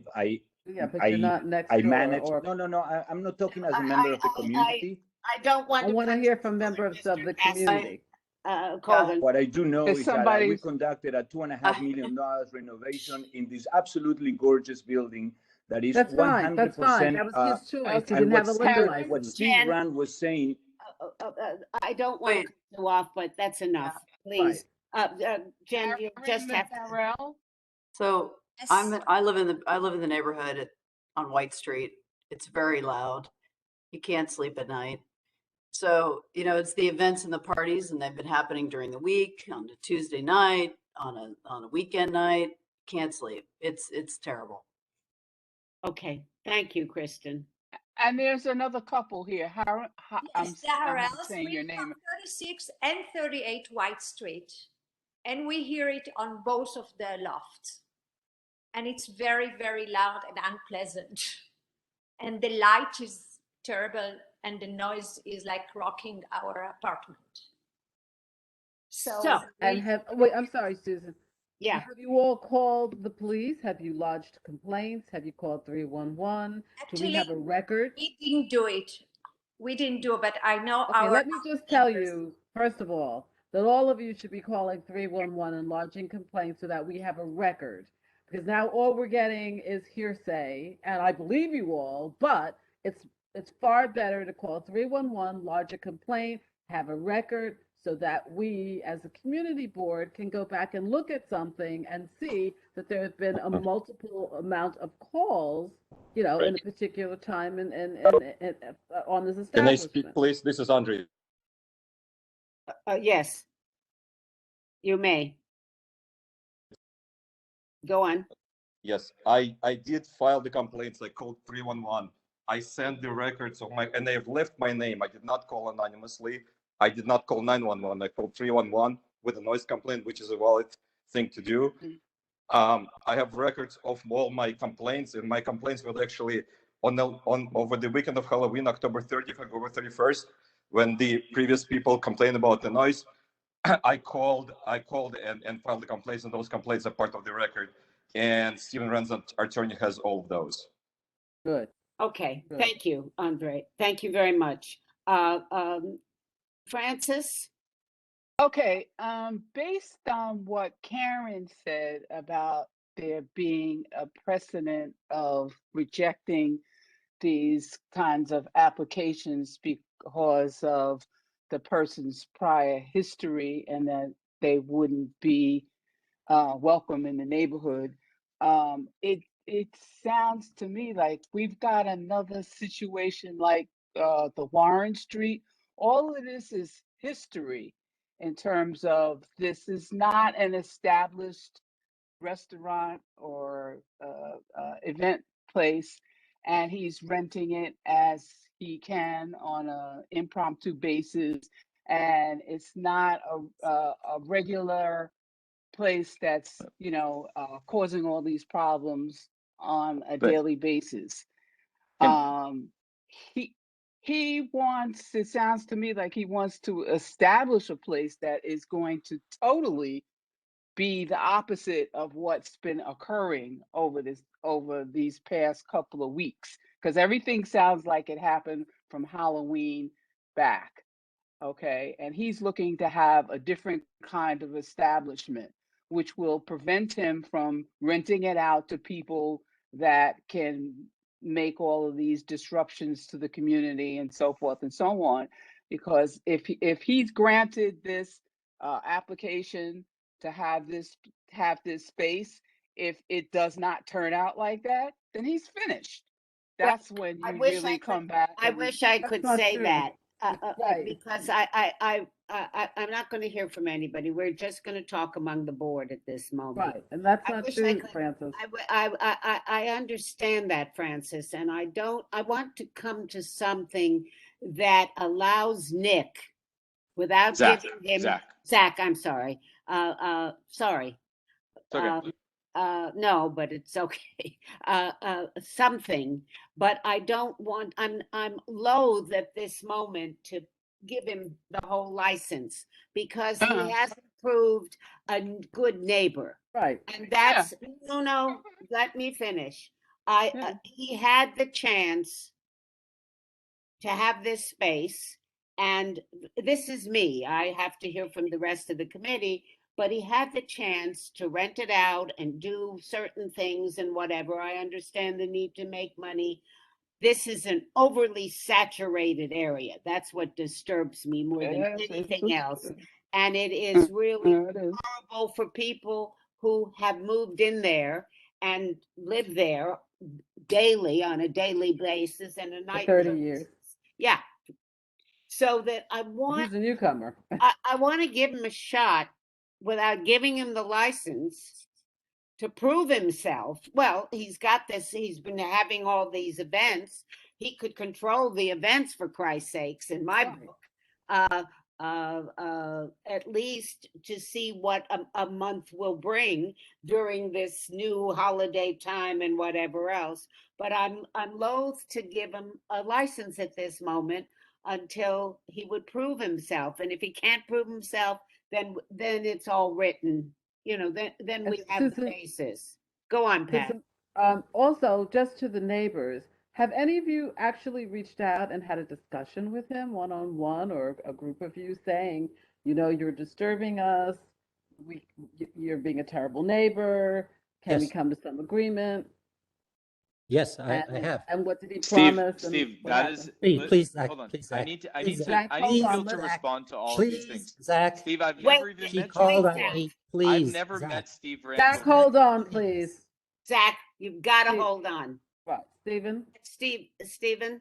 Okay, in 2020, when I spoke with Mr. Reynolds, he contacted Zach. Zach and I spoke. Zach told me that he was going to remediate the noise. I have emails from him. He did nothing. He knows about this. He's known about it. He's known about it since the beginning, and he has done nothing. Now, Okay, if you thank guys, you. I'm sorry, Stephen, thank you. That's Any it. other neighbors that have reached out and actually spoken to Zach about this? Speak, Listen, Zach. I will. I But give welcome anyone who Zach, I'm wants to asking the communicate neighbors. with Hold us. on a I'm second. sorry, go ahead. Have any of the other neighbors reached out and spoken to Zach? Because it's up to you also to do that. I mean, I happen to be the chair of the Quality of Life Committee, and that's why I'm saying So, these things. no, Stephen, the next person I'm going to let Zach speak, but I want anybody else on my committee to speak up, because I want to get through this. We've spent a lot of time. I don't want, I always have this view that I am willing personally to give them a month to see how they can have some resolution and figure out how they can make this work in some way, with his claim of he's doing his soundproofing and this and that and whatever, and to see if they can come to a resolution that everybody could live with to some degree. It's never going to be perfect. Otherwise, then in all fairness, I would have to listen to the community. That's me, because I think that this is a very bad situation in every which way. And I don't want to know at this moment, Nick, I don't want, Zach, I'm sorry. Zach, am I right? Yes, Zach. Thank you. Yeah. I don't want you to contest any of this, the living, the whatever. It's beyond my whether it's true or not.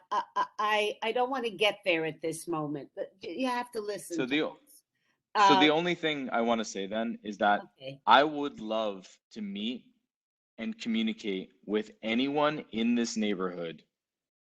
I live and sleep. Some days I don't even leave the building. I'm literally between my apartment and this space every single day. I All right. surely do live here. Okay. I spend all of my time and energy. I have spent the last 4 years trying to improve the space. I am genuinely sorry if we have been a disturbance to anyone in the neighborhood, and I want more than anything to correct that. So if Zach, anyone would like to reach out Zach, are to your sit kids down, there? Are your kids there? Stephen, no. Steve, I've never met you before, Are your and I kids don't there, want to. Zach? I'm happy to have a conversation. Zach, I'm They will asking you be. if your kids are My at your children are house. not home right Business, now, but that's they not fair. I don't want to go they there. are not home at this moment. That's correct. Stephen, I do It not doesn't. want to This go does there. not. That's Okay. not my issue. That's This his is. personal business. That's not fair. It's not. Well, it's I fair mean, or not Susan, fair. I You think don't that, know his situation, who's married, who has custody of the okay, kids. Mitch, Mitchell, Mitch. it's a way of trying to figure out if he really No, lives. it's none of our business, that Okay, part. hold I, on a second, guys. That's none of our I business. assure you, I live here. I'll send you guys Okay, after this a everybody, picture of my please. driver's license. All right, Susan. mute them all. Susan, if I were you, what I would do is that, first of all, the license doesn't have to be, we can wait another month.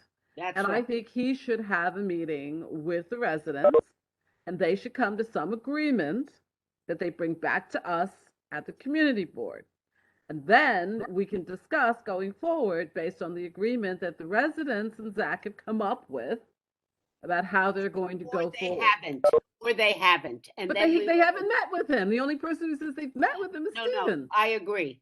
I totally agree. And we're not going to make a decision tonight. Pat, I encourage you to read the letter I sent to Steve. I've never met Steve Rand in my life. I've never communicated with him. I'm just telling you. I want to. I want to meet with everyone. So then you all should figure out a time and meet with We're one not another. going to arrange it.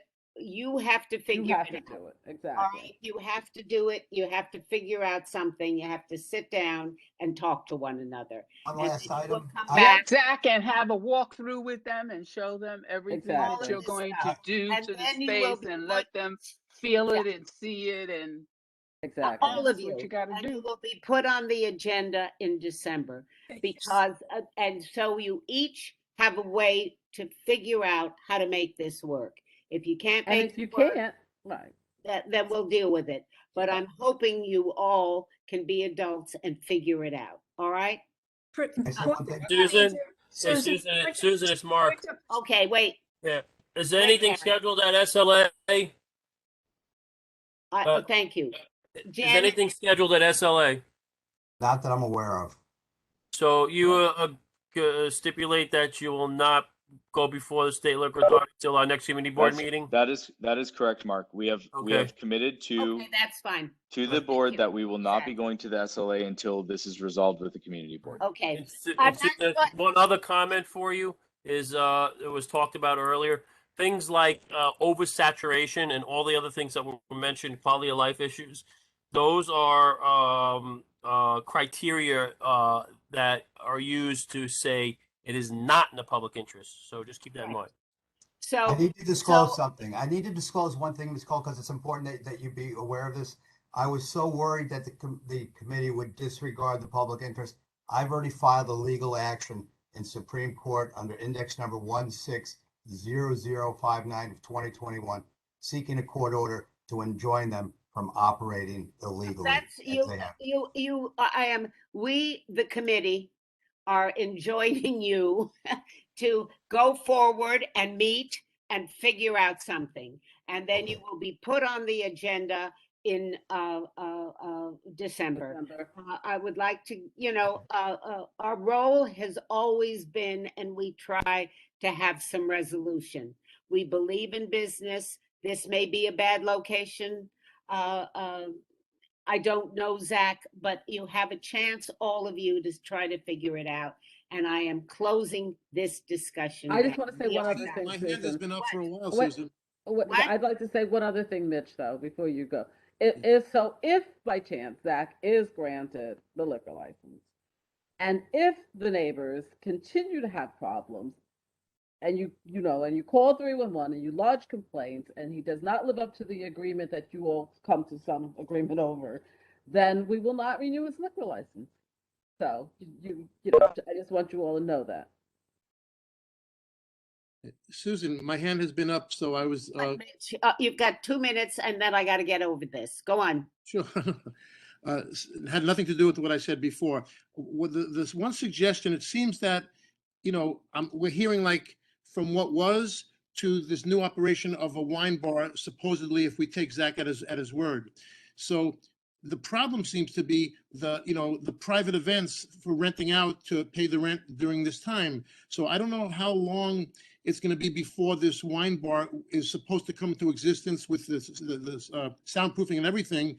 But I would suggest, in a show of good faith, to maybe, until that happens, no private outside events, until the space is transformed, because then that'll be a good way to see if that's the only way he can make his living at this moment in time. He doesn't have a liquor license to go. So he can operate in good faith too. Plenty of people do. Okay. And we're giving him the chance to do that. So I am terminating this discussion. I am making a unilateral decision. Good night to this group. Thank you. Thank you. Thank you. I'm sorry, everybody, but we have to leave everybody to be able to speak and whatever else. All right, I now have 279 Church Street. Boy, Church Street is friggin' inundated. So, So wait. So what happens with that? We just moved this back to the December meeting? They come up in December. Okay. That's it. We're not gonna, I will report on it very briefly at the, at the board and whatever, that there was a lot of dissension and there was no way, Francis, for us to be able to make. No, totally.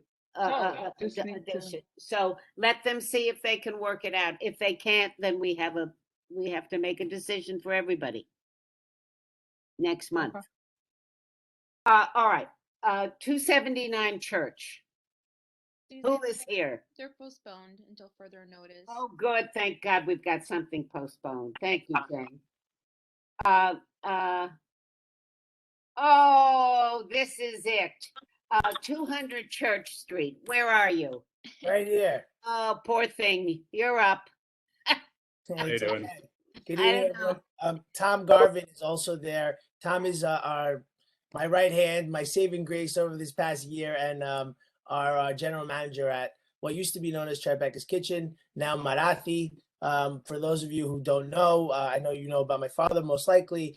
It took me 17 months to figure out I can't add any more pages to the chapter my dad wrote perfectly. And so instead we were writing the next chapter, Marathi, which is the beach I grew up going to with my family in Crete, my dad's happy place, if you will.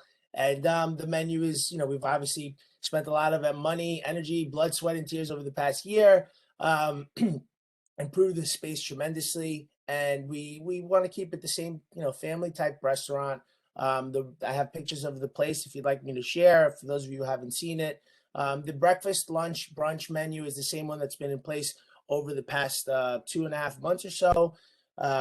More, I guess, mainstream, but with a Greek twist, if you will. And then dinner is an elevated, I guess, Greek experience with a Cretan twist. So regional Greek food, some very unique stuff, not another fish on ice type plates. And the application now today is we just want to have for private events. Someone wants to have, we've had a lot of inquiries from, big corporations, big law firms, big entities that want to have holiday parties and things like that. Downstairs. I'm sorry? Downstairs. Yeah, downstairs. Right. I mean, Downstairs. we've already done tremendous soundproofing and stuff like that. I have no interest. I want to see my kids. God knows I haven't seen them at all over the last 2 years. We closed last seating is at 10. We close at 12. We don't have any intention of even staying open till 1. Quite honestly, we're open 7 days a week, 8 to 8, breakfast, lunch, dinner, brunch. It's not humanly possible for us to, be open all the time. That's just not us. So this is really for Fridays and Saturday nights.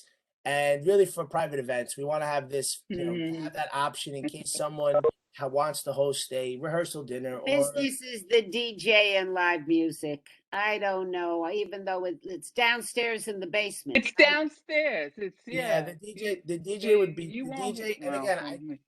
this is if any comparison can be made to every other applicant here, my family's invested 30 years into this community. We don't have a blimp on our reputation.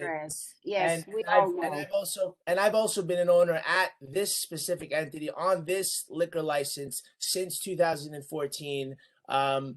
We've never had a blimp on our radar. I've done everything I can possibly do to show that, from masks and contributing to the community during the pandemic, to everything we do, from helping small businesses.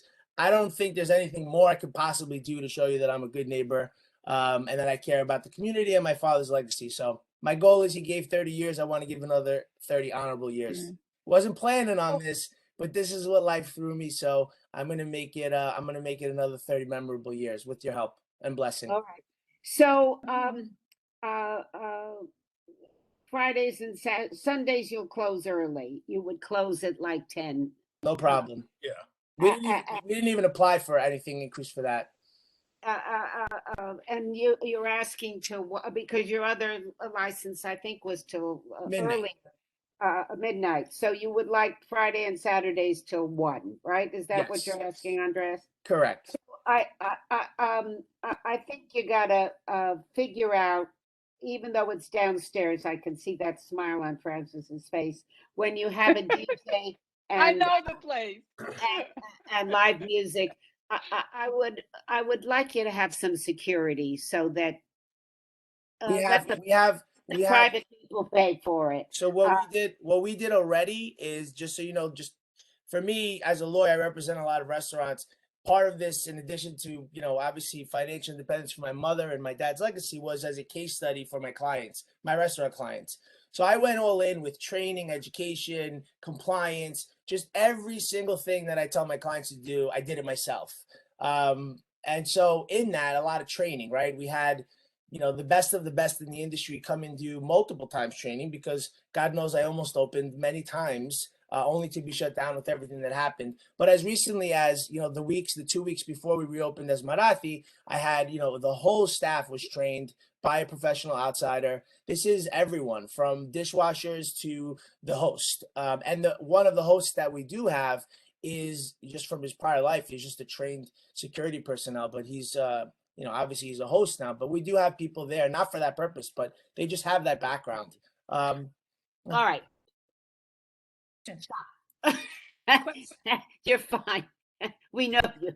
Are there any, does anybody have any questions or anything else? I do.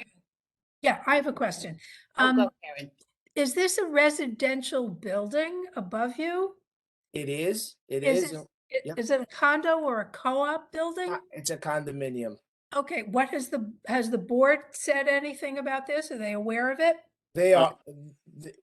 Well, Tom reached out to Hillary. We've built a really, I don't know, maybe it sounds like Karen doesn't know the history with the community board, with the condo board here, but we've built a really good relationship with them over the years. There were some, I guess, fears when we first opened as to what we would be, but we've quickly dispelled them, and you know, we've done what my dad always did, which is make family out of everyone. So I have no problem there. We didn't hear from them. Quite honestly, we didn't expect to be before the community board this fast. And as soon as Jennifer sent us the notice, we did reach out to Hillary, which is our contact on the board, and we let them know. But we haven't heard back. Of course, we're gonna continue. Again, it's Well, my suggestion, based on Karen, all right, Andreas, if you could, would be that you get us a letter from the condo board, from her, that we just can include in our packet. I think everybody is very happy to give you your license. I mean, to make a resolution and do this. You've been in the community, your father was in the community, but we would like a letter. I think it would be good faith on everybody's part. Sure. Okay? So again, and I'm absolutely going to do that. No questions asked. We've already Just tried get to it bring Jen. that. That's all you Yeah. have to do. Okay. Okay. We don't meet till I guess we meet in 2 weeks, the big board meeting. I don't know when it is, but get it to us, okay? Sure. All right. The Else? 23rd. Anyone else have any issues? Any other issues? Mark, anybody? Can we move? Can we say, are there, we'll do the resolution, look at the steps.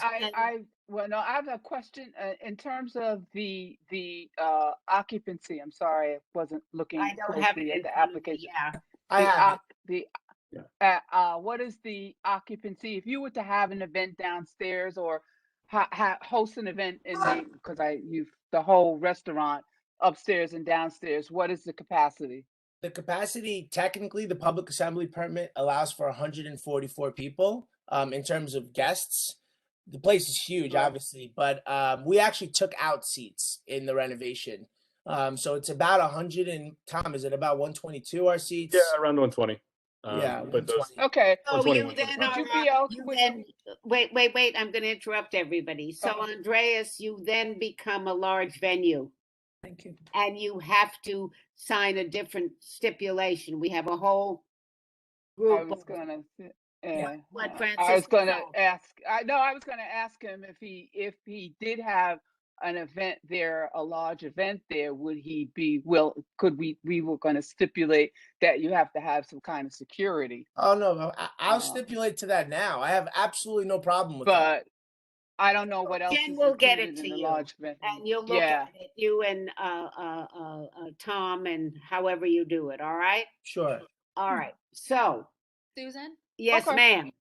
I don't think Jean's here. I don't see her, but she did have a concern regarding the proposal for the DJ component. Yeah. Mm-hmm. Well, I think they answered us that it's really only for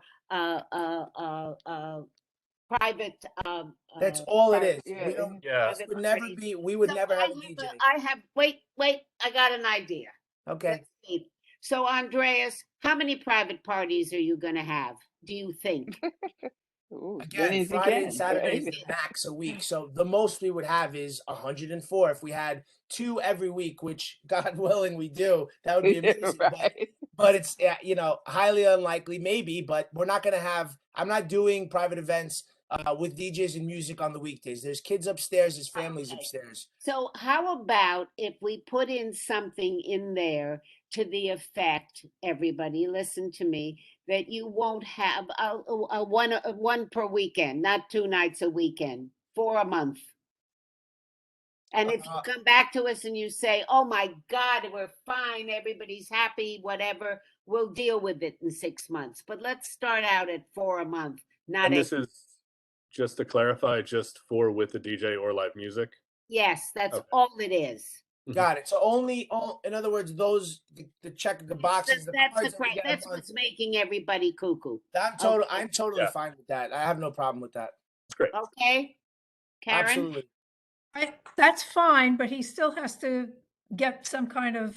Well, we will. He'll do feedback the from the large board. venue. We're gonna get it to him. I don't think it's gonna Whatever hurt. security you guys want, I have absolutely no problem with that stuff. I want to be safe. I want my employees to be safe when they leave, just as much as the neighbors and the community. So 100%. And we Are recently you just using outside space? not for the events. No, I am using outside I mean, space. but- Yes, absolutely. Outside space, yeah.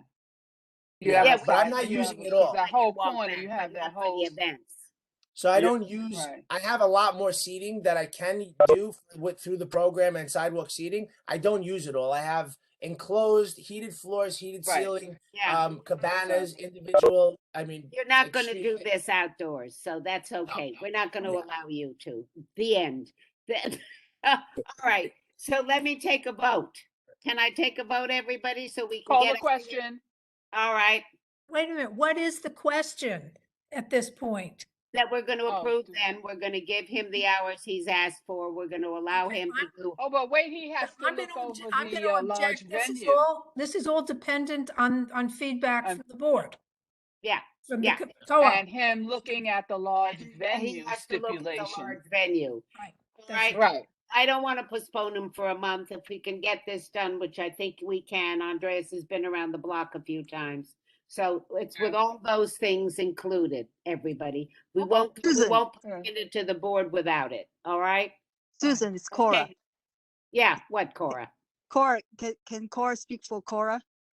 Yeah, Cora can speak for Some, Cora. you're thinking about doing business. Sometimes it's not ideal that like you have one potential client.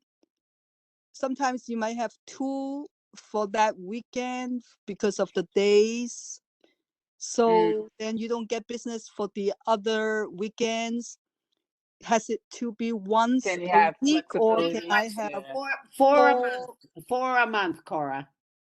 4 a month? With flexibility, then basically, Yeah. I think that's what she's Yeah. suggesting. For a With month. He could flexibility, have a Friday and Saturday. He could not have the next week. For a month. right? And we can, and I'm okay with that, Cora. And it's a very valid point, and I thought of it as well. But I'm okay with doing the 4 a month.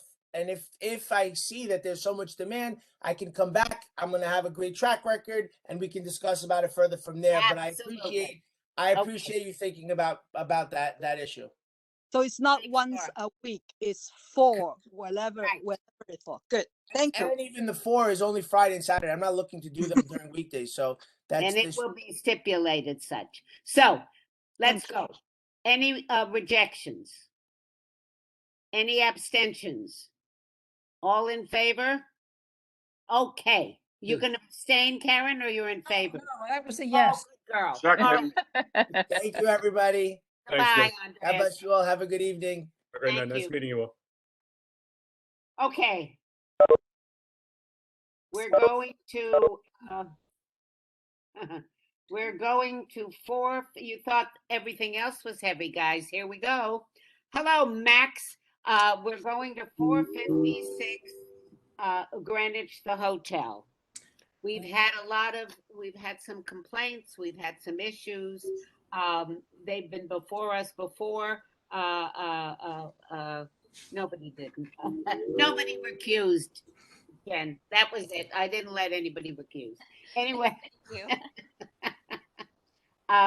So Max, you want to make your presentation and do it quickly, otherwise you're going to lose everybody. So yes, Susan, thank you, and good evening, and hello, Francis and Karen and everyone else on the committee. Mark, good evening. It's been a long night. I'm going to keep my presentation pretty tight and to the facts, and my entire team that is here has been instructed that to do the same to the extent that there's questions. We're going to try to stay very much on point and answer the questions that you have, because we understand that you've already had a long agenda with more to go. So thanks for the opportunity to speak tonight. As those who don't know me, my name is Max Bookman. I'm an attorney who regularly appears before this committee.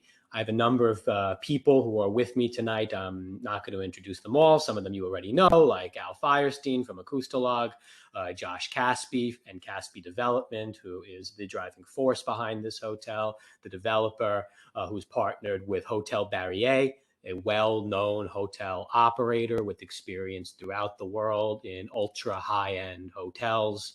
You also know Matt Vigiano from Cassirer, who has been spearheading the community outreach. Yes, this applicant was before you once before, and so I just want to say a few words about what this application is before I make the rest of my remarks. What we're applying for here is, or I should say what this is going to be, is a 6-star French-style boutique hotel with all of the amenities and service that you'd expect for such a high-quality hotel, the price point to match, 97 rooms, 8 stories. The F&B is as follows. We have a big spreadsheet, which is somewhat complicated looking, but it's really, the F&B is really pretty straightforward. There's a cellar. In that cellar, it's an event space. There is a ground floor. On that ground floor, there's a restaurant, a lobby bar, and a small courtyard, outdoor courtyard. And then there's the rooftop on the 8th floor. That's the F&B in the hotel. Touching on the history, they previously appeared before you in February of 2021. We didn't represent them then. I've watched the meeting video. There was a lot of negative feedback. And after getting that feedback, they did what Susan and the rest of the members generally recommend, which is take a step back, meet with the people who are who have expressed concerns, and try to reach some sort of compromise. And that's the effort that they've been undertaking all of these months for the better part of 2021. They got a new team. We're happy to be brought on as part of the new team. They brought Cassirer and Matt and Pete Krokondalis before he passed away as part of the outreach team. And they've been doing work over the past several months. I think most prominently is in connection with the board, they formed a working group, which Matt has been updating the committee on as to its progress over the months. That working group is made up of neighborhood stakeholders, and it was designed as a formal channel through which concerns, issues, information can all be poured into. Lots of information was shared. There were a lot of frank exchanges of ideas and concerns in that in that working group.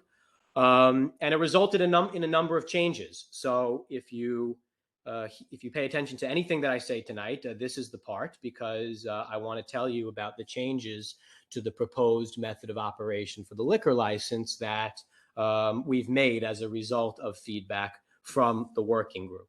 So I'm just going to very briefly walk through each of those F&B areas that I mentioned at the top of my remarks, starting at the bottom with, yes, Susan? I just have one question. When Sure. are you opening now? When are you planning to open? This summer. This summer, not the fall? Summer, late summer. Not maybe- before, probably not before September of 2022. Am I correct? The goal I is still, no. the goal on the books is still August of 22. Okay, all right, fine, thank you. Go on. So starting with the cellar level, the prior proposal that you got from them in February was closing at 2 a.m. We've now changed that to 12 a.m. weeknights, 1 a.m. weekends. The 23 table restaurant on the first floor, which is going to serve 3 meals a day, and the menu is included. And by the way, what I'm reading from is in the chart in the packet we submitted. That the prior proposal was 2 a.m. What we're proposing is 12 a.m. weeknights, 1 a.m. weekends. The 40-seat lobby area, which has a bar, the prior proposal was 2 a.m. Now we're proposing 12 a.m. weeknights, 1 a.m. weekends. So far everything is going from 2 a.m. to 12 and 1. The Courtyard Cafe, which is an outdoor space on the ground floor. It's not a big outdoor space. It's got 62 seats, but it's an outdoor space. The prior proposal was closing it at 11 p.m. What we're proposing now is installing a rolling cover that can cover the top and is made of sound-proof material. That we will have that cover out. We'll roll that cover out starting at 8 p.m. on weeknights and 9 p.m. on weekends. So that will be the time that we extend that rolling cover. And then we're proposing to operate that with the rolling cover on to, just like the rest of the spaces I've covered, 12 a.m. weeknights, 1 a.m. weekends. So again, that's 8 p.m. and 9 p.m. when the cover comes out, and then we operate it until 12 and 1. And then there's the roof, and the rooftop has unsurprisingly been the subject of the most discussion, and has been the subject of the most concessions that we've made. The prior proposal was 1 a.m. in what we've called the seasonal chalets, these on the roof, these structures on the roof that are enclosed structures. So the proposal was 1 a.m. in those chalets, 12 midnight for anybody milling about the roof outside of those chalets. There was because there were going to be people milling around, there was going to be standing room on the roof, and there was going to be a customer bar. What we've changed our proposal to, and what we're asking for tonight, is closing the rooftop entirely, starting at 8 p.m. on weeknights and 9 p.m. on weekends. It's going to be seated service only, with a full food menu, no customer bar. We got rid of the customer bar, no standing allowed, no standing room. And as an added measure, during the winter months, when we have these chalets out, all of the seating and therefore all of the patron activity will be in those chalets. No one allowed to stand up and mill about, and therefore nobody outside of the chalets. And then the last change was in the prior application, there was a sidewalk cafe included, and we've decided to remove the sidewalk cafe from this application. So this application does not include a sidewalk cafe. We did a sound study, and we agreed to follow the recommendations of the sound study, which are in the packet. And these changes did earn us support. In our community outreach supplement that we've submitted, you have 29 unique letters from Tribeca residents and businesses. We have 300 petition signatures. And before Karen asks, no, not every single one of them is from people who live in the neighborhood, but they were all collected in front. Good boy, Max. Good man. Good man. Okay. Keep thank going. you, Are you Sue. almost done? Yes, they were all collected from the neighborhood. It's just that, it's true that we noticed that not everyone lives in the neighborhood, but I would tell you, and Jennifer can keep me honest, because I know you have the redacted versions, I would say the vast majority of the signatures are from people who live in the neighborhood. And then the last piece of it is we don't have everyone's support. Unfortunately, the working group, I should say, fortunately, the working group was effective in the sense that it was able to channel concerns. We heard concerns and we responded to those concerns with the proposal that we have tonight.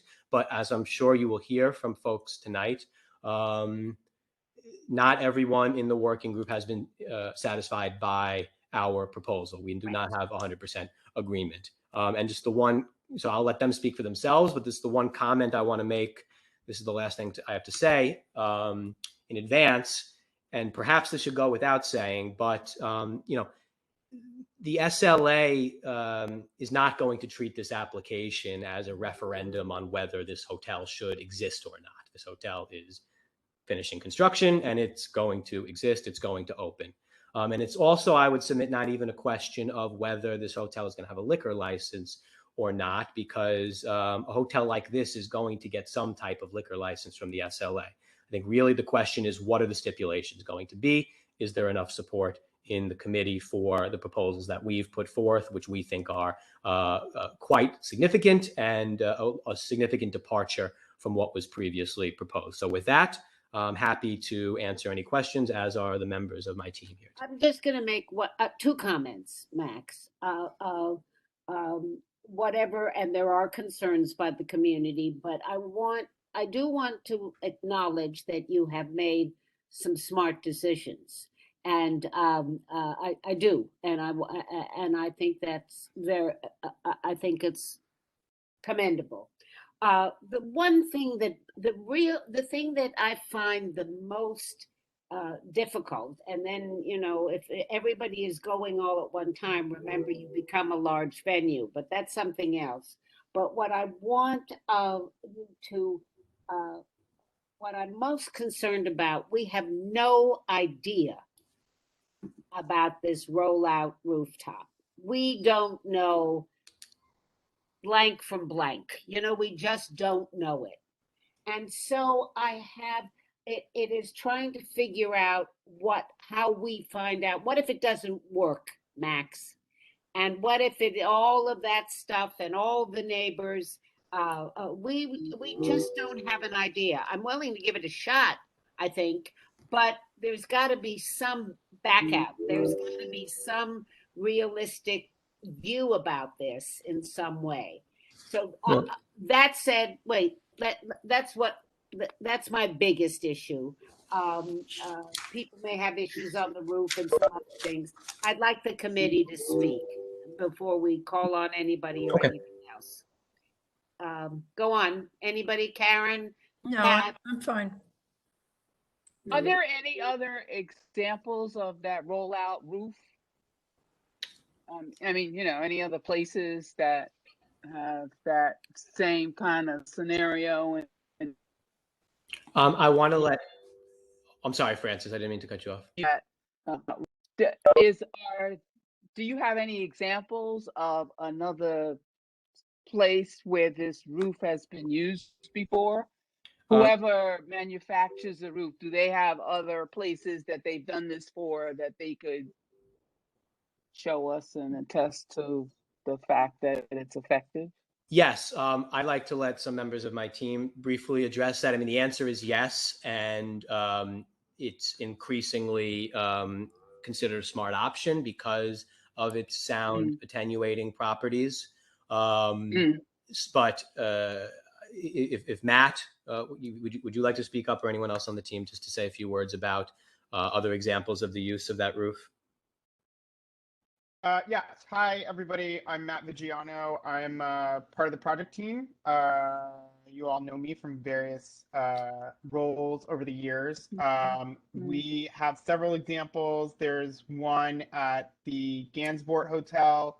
There's one at the Moxie Hotel downtown. There are quite a few of these across the city. So it's a lengthy list, Francis. Those are just a couple that are in your community board. Gansevoort is CB2. Yes. That have people that live above, so in terms of the issue that we're dealing with here, is the residents who live in the area hearing the noise. Not Dansport. I know that. The roll cover is a sound attenuating measure that prevents noise from kind of going up into that echo chamber of our central courtyard.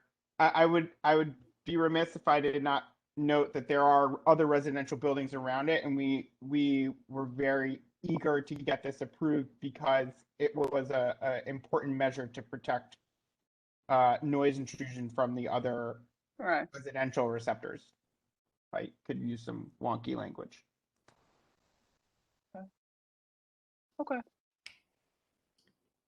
So what is it made out of, please? You want me to explain that, guys? This is Al Firestein. Yeah, please, Al. Thank you, Al. Okay. Alan Firestein, our acoustic engineer. Everybody knows Al. Everybody knows acoustic consultant. All right, I'm in Egypt right now. I only have a few minutes before I have to get on a flight to another part of Egypt. However, luckily I have Wi-Fi connectivity. I heard what you were saying. I quickly pulled up a picture. See if I can show this to you. Can you guys see this? Barely, Alan. Too close, too far? Yeah, we got an idea, but it's very hard for us to make it out. I guess that's the roof you're showing us. Right. That's a Too much roller. glare. That's a rollout roof. Okay. That's a roller cover in the open position. I also have a roller cover in the closed position. This is on the top of the Empire Hotel. I was working for the neighbors who were disturbed by noise from the Empire Hotel's roller cover less solution. And once they closed the roller cover, the problem was solved. I also have a picture of Kitty Chai restaurant. This is looking from underneath after we put a similar material. This is called mass loaded vinyl.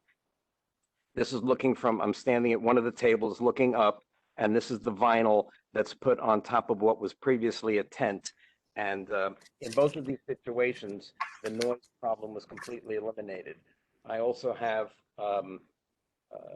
test laboratory results. This is not just my guess, but I've already tested the roller cover. It has good sound attenuation for voices, not so much for music. It's not so good for music, especially with bass, but it's good for voices, very good. Stops the voice noise from coming through with this number of people that's going to be in the rear courtyard. And the vinyl also does. So the test results bear that out. I can show you graphs if you'd like, but Max could already send them to you if you would like, because I emailed them to him earlier this evening. Any other questions? Go on, Karen. The question really becomes then, in the area where the mass loaded vinyl device will be used, will there be any music? Alan can't answer that. Yeah, go ahead. Yeah, Alan, what did you do in your report? Did your report include music? Yes, my report said that, in fact, I showed the sound levels for with the door, with it open and closed, and with the roller cover open and closed. Now, let me read this to you. Hold on just a second. I have a chart which is on the 7th page of the report that says enclosed rear courtyard and cafe. And it shows that music at the level that I have recommended, which is locked with an electronically locked limiter, would not exceed the noise code and would also be below the ambient level. However, it's even quieter. I'm sorry, I said that backwards. It's below the noise code level with the, let me look at this. Hold on, let me just get this in front of me. With it closed or open, both for voices and for music.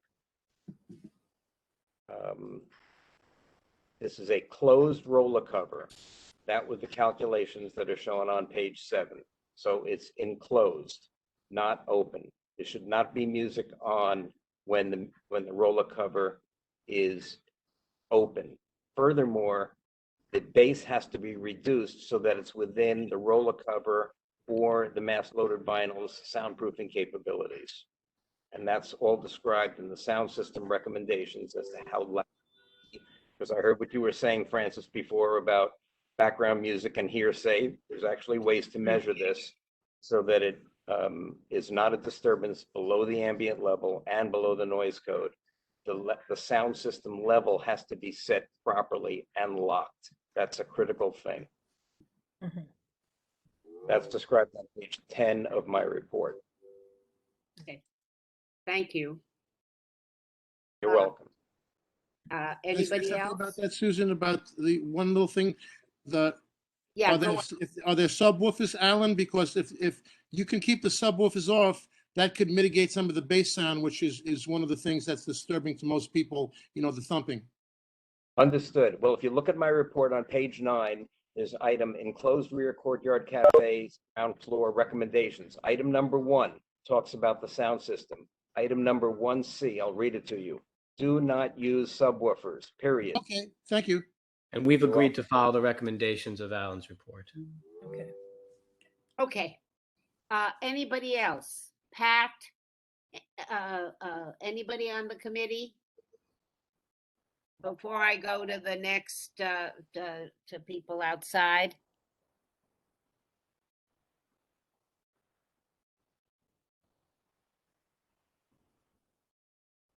Nobody? Okay. Nope. Let's try our community members who are out. And Jen, you can call on them because I can't see. Sure, let me look at the attendees list. I'll have to stop sharing my screen for a moment.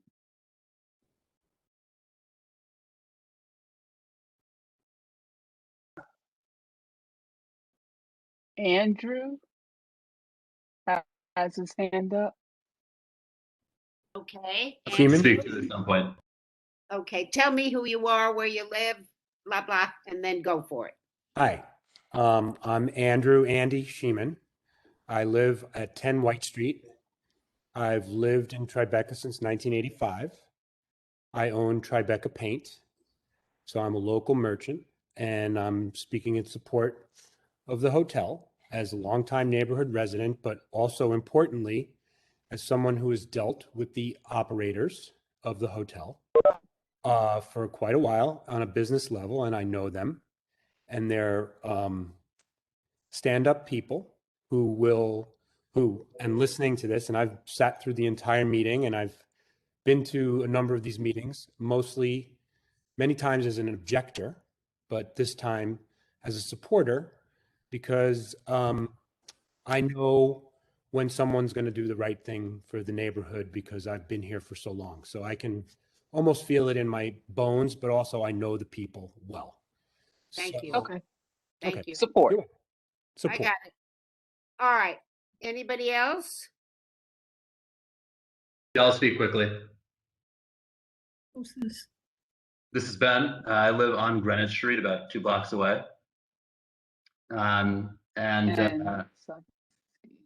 unfortunately, you know, while I do believe that everybody involved in this probably has the best intentions, I'm not in support of this. You know, there are a few areas quite like the northwest portion of Tribeca. It's a beautiful historic residential area. You know, if you go out on the weekend, on a weeknight, you see children playing in the streets.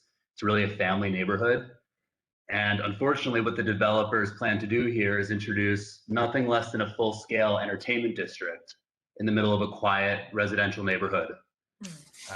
You know, anybody who lives in the area knows what it sounds like when music plays, when there are loud sounds. It really ricochets across all of the old buildings and streets. You can hear a pin drop. You know, when the Arlo Soho operates on its roof, every building in a 4-block radius shakes. You know, you can see children, hear children in these buildings crying because they can't sleep. You know, having multiple venues with sound late at night will not only be loud, they'll bring about a constant stream of non-residents to party unabashed. Not to mention what will happen at 1 o'clock in the morning, 12 in the morning, every evening as these people leave. You know, it's sad to say, but this is somewhat of an egregious attempt to transform a beautiful historic district to a nightlife district. You know, I've personally witnessed people asking for signatures around the area, and I can tell you they were not asking for residents. They were going up to anybody walking on the street, people coming in, young people. I mean, it was clear that they were just taking anybody. I didn't even see people writing in full names. So that's just my perspective, and thank you for giving me the time to speak. Thank you, Ben. Thank you very much, and thanks for coming. Anybody, I want to hear from the community people, so raise your hand or Jen will call on you. I believe that's We have Ivan. Mr. Bernstein? Is that you? Jonathan, I'm going to call on you. Did you raise your hand, Jonathan? Unmute yourself, dear. Hey, how about now? Can you hear me? Perfect. Go to All it. right, great. Thank you so much. So I work for the owners at 135 Watts. I'm at 135 Watts right now. 135 Watts is the corner of Watts Street and Washington Street. It's the former home of the Capsuto Frere restaurant. We are one building separated from the hotel. And you know, I want to stay tight. I think that, and I know there are owners from this building on this call now, but you know, our request is really simple. This isn't a small applicant; it's a very large applicant. It's already made a significant change to the character of this neighborhood, and what we're asking is that the applicant change its application to conform to the community board's guidelines. Mr. Bookman just made a very nice presentation, talked about some very nice concessions, and I'm sure a lot of people appreciate those concessions, but he was making a comparison between the original application that was made in February versus an application made now, and that shouldn't be the standard. The standard should be the community board's guidelines, and the application as it exists right now still runs afoul of the community board's guidelines. So what we're asking for specifically is that the applicant change its application to conform to the guidelines, and that includes not making an application for a sidewalk cafe or a rooftop until it's been in operation for at least a year.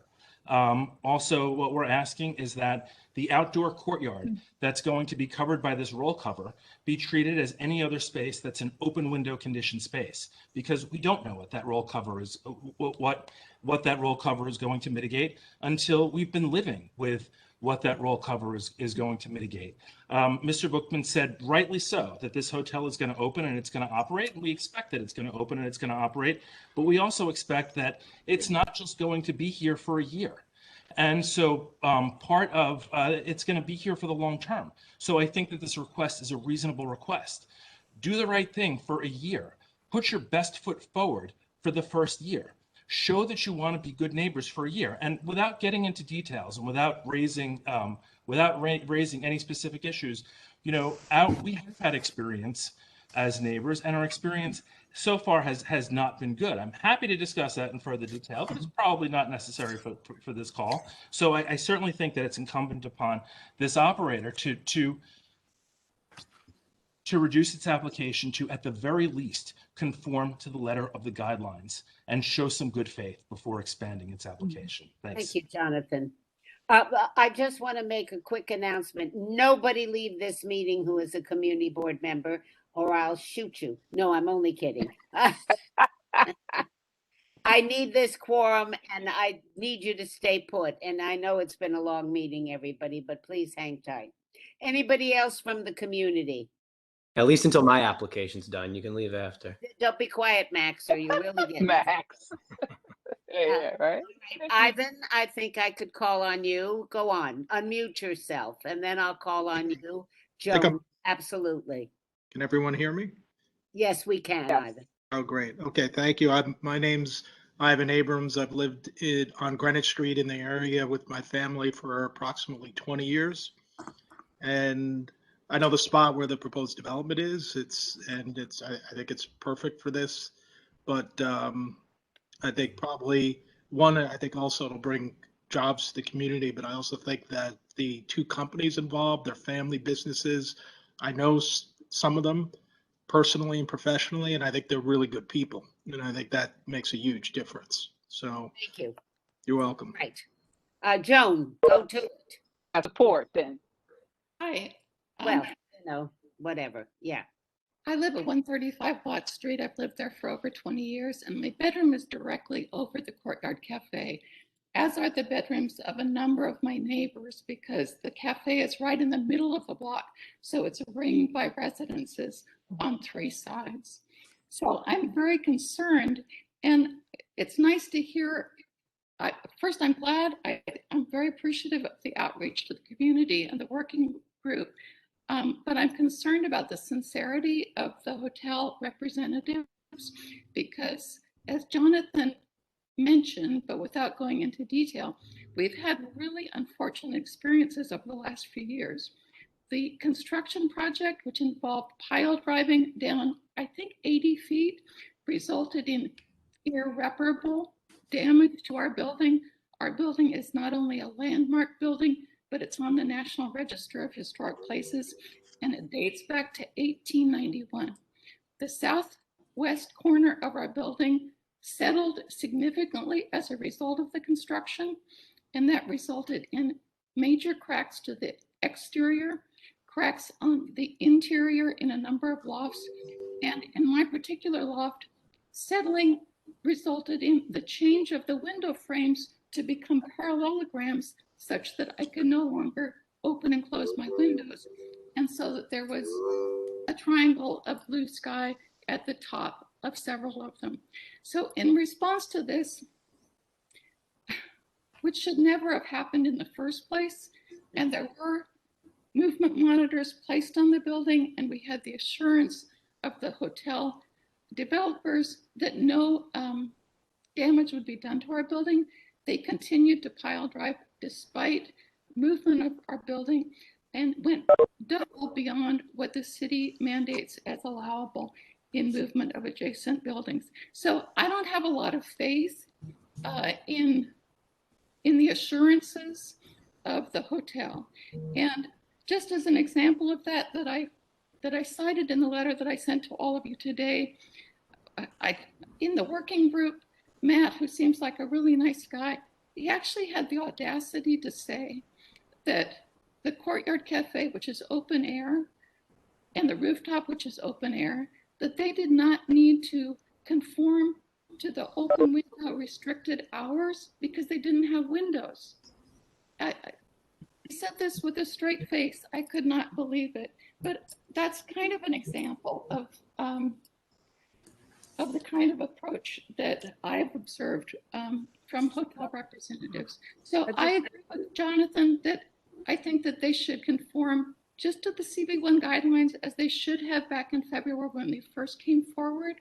And I would definitely not agree with, I would not support the license application for the rooftop because the community board one clearly states that that cannot be permitted for the first year. Joan, have they done anything to rectify the situation with your windows? There was a financial settlement that was made, and I'm not sure that I can talk about this, but anyway, it was not sufficient to pay for the damages. And my understanding, and I don't know about the details, was that there were other buildings that were damaged that for which there was no financial settlement at all. So I would say that in our neighborhood, the experience with the hotel has not been positive. But were they pile driving or auger drilling? I believe they were pile driving. Yeah, that's one negative for them because since they went 90 feet of a landmark building, they're supposed to auger drill as per TPPN 1088. Pretty sure they were auger drilling. You'll let me respond at the end, yes? I can't say, but whatever it was shook the building and for months and caused significant damage.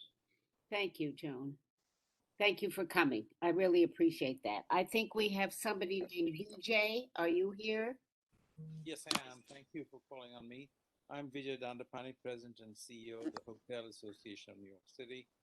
We represent some 300 hotels with 85,000 rooms that have been severely affected by the pandemic. But I'm here to speak for the CASPI organization, who we have a long history with.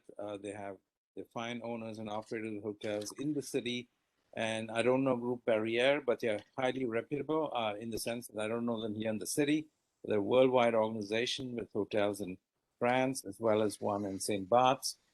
Very high end. They do nothing but exemplary work in terms of their operations, how they treat their staff, and their great experiences, fine hostelries. I would love to support this in every way that's Thank you. possible as the Thank you. association. Thank you very much. Your time. Excuse me, may I chime in? Pardon me? May I chime in? What? Mark has his hand up. Okay, yeah, no, so I'll wait for Mark then. I have my hand up after. Thank you. Are we finished with the community? Did we get all the community people, Susan? I want to see if there are any more community people. I'm double Yeah, checking. then I'll go after that. Let me see. I'm just double checking. I don't see any hands raised, nor do I. I see somebody waving her hand. Rachel. Rachel. Hi, good evening. My name is Rachel. I live in the neighborhood and I have the pleasure of working for the Ponte family for the last 14 years. I've gotten to know a lot of the tenants who live in the surrounding buildings on Desproces, on Greenwich, on Washington. And a lot of them are very excited for the opportunity to be able to take family and friends to a new hotel and somewhere new that's coming to the area. Thank you. Thank you. Charles, Yes. More support. you wanna? Are you for support? Are you? Charles? No, I live in the building directly across the street, 463 Greenwich Street. Our building fronts from the corner of Desproces to the corner of Watt Street. I kind of support Jonathan's view about guidelines. We also have not had a very good relationship with the developers in the course of their building this hotel. I accept there's going to be a hotel, there's going to be businesses, but I'm not so sure. It is a very quiet neighborhood, a very quiet little part of Tribeca, and it will drastically change our neighborhood once this hotel opens. And we are concerned about it. We're concerned about the noise, the traffic, congestion, security, and safety in our neighborhood. So Thank you. I got it. All right. I'd like to move on, if we may. Francis, Pat, my committee members, to me, I think that I love the idea of having it stick to our guidelines because I think that makes the most sense. Yes, they're going to have a liquor license. Yes, they're going to do whatever. And for a year, let's see how it goes. And I like the idea. Also, I'm concerned about the open space, and it is open windows, Max, whether you like it or not. I've been waiting for my chance to respond to everything. No, you don't get to respond. Not on this one. Let us go through it, but it is open. I wanted to talk about the guidelines. Well, we have guidelines, and don't tell me that this or that. We have a series of guidelines. I need 60 seconds though. I really do. Go. Quick. Okay. I'm not going to respond to every comment that was made. Some of them, as I said, go to the question of whether there's going to be a hotel or not. Others are, this is not the forum to relitigate construction issues, and there was a settlement, and that's important to note. What I want to say about your guidelines is this, and I want to be clear about this. They are called guidelines for a reason because they're not hard and fast rules, and the State Liquor Authority is not going to treat your guidelines as hard and fast rules because that's not the law.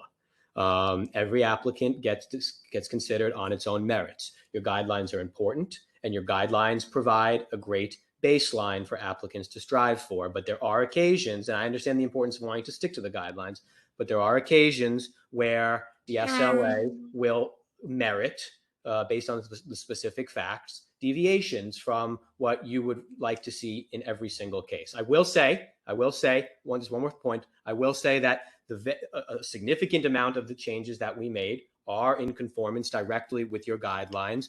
The side street closing hours, for example, the 12 o'clock and the 1 o'clock closing.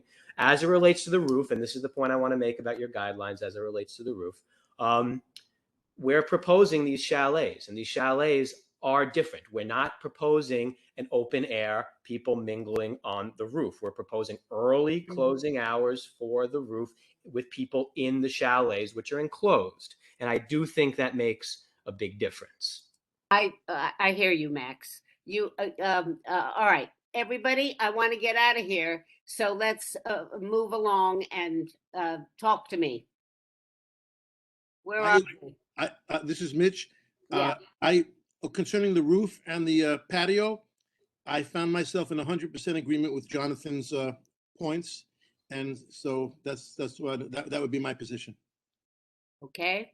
Francis. I'm neutral. I mean, they sound like they're trying to make some adjustments. Yeah. So, Karen. I'm for following our guidelines. They don't mean much if we don't stick to them. Pat. I mean, I feel the same way. The guidelines, we need to follow them.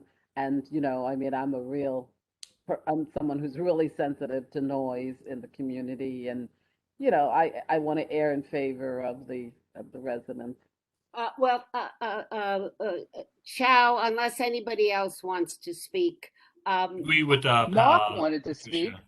I'm sorry, Mark. I didn't see your hand up, but now I do. Chow, do you need to speak? You want to say something? No, I just agree always, you know, with Patricia because, you know, she's excellent and always on point. Mark, go.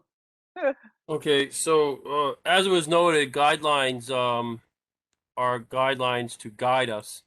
So you know, we can either deviate from them one way, or the guidelines might not comport to what they're doing, and they need to go the other way, even be more stringent. So it all depends on the case-by-case basis, as was noted.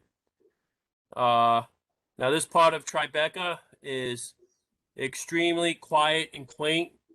The powers that be of nightclubs and hotels have been trying to transform this neighborhood for decades, and they might well succeed now. It was a nice, quiet neighborhood forever, and they're the ones who are invading the neighborhood. We've noted that every person who spoke in favor of this tonight of the hotel and the liquor license either had some kind of business relationship or friendship with the hotel owners or whoever entity is involved there.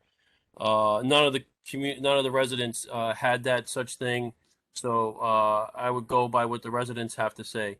Of note, we don't necessarily need to relitigate the construction issues, but that's just the tip of the iceberg. If a company is going to not really care about damaging other buildings and just write it off, we can have a settlement. That is an attitude that will prevail from now, from when it had last year to as long as the hotel is there with these people owning it. The same thing happened over at WeWork. They didn't care. You know what happened there. They just said, let's pay them off. Doesn't matter. Just get it done. We don't care about the neighborhood. And it also should be noted that this is not the first time the applicant's been here, and there's been more opposition, and other people have spoken in opposition to this. So that should be noted as well.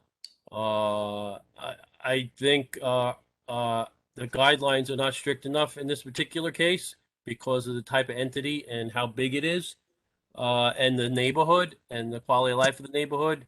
If it was down on Wall Street Financial District or somewhere which has a little more life to it, this place you can hear a pin drop at night, and they're stealing that away from these neighbors. So I would actually just simply Yes, oppose and this building high license. rises. I would completely oppose this license, period. Forget Well, about you- the guidelines. Yeah, Mark, we have different ended that. issues on the east side. We have high rises on the water. Yeah, no, I know, yeah. I'm just speaking of an area. Can I say that something? Can I say something? might have enough, that might have more nightlife to it. This area basically has none. I want to remind everybody something else, and I don't, thank God I have Jen, Max. One of the other things you have is that we haven't discussed is the balconies with your private $5,000 a night rooms where people can go hang out and drink and shout and carry on. Am I correct? Well, it's not quite 5,000 a night, but like all hotels, there are going to be balconies, and since it's a hotel liquor, I mean, No, these are not not. all hotels. Not Well, all hotels, well, Max. Go sure, on. but Not all all nice hotels. hotels, and yes, there will be balconies, and there's a hotel liquor license that covers that. I mean, that covers the whole hotel. So, yeah. By the way, just to something that Mark just said, the reason you are hearing more people tonight is the result of the months-long outreach effort we That's did to fine. get That's fine. stakeholders involved. That's why I'm you not have the gonna, people here. All right.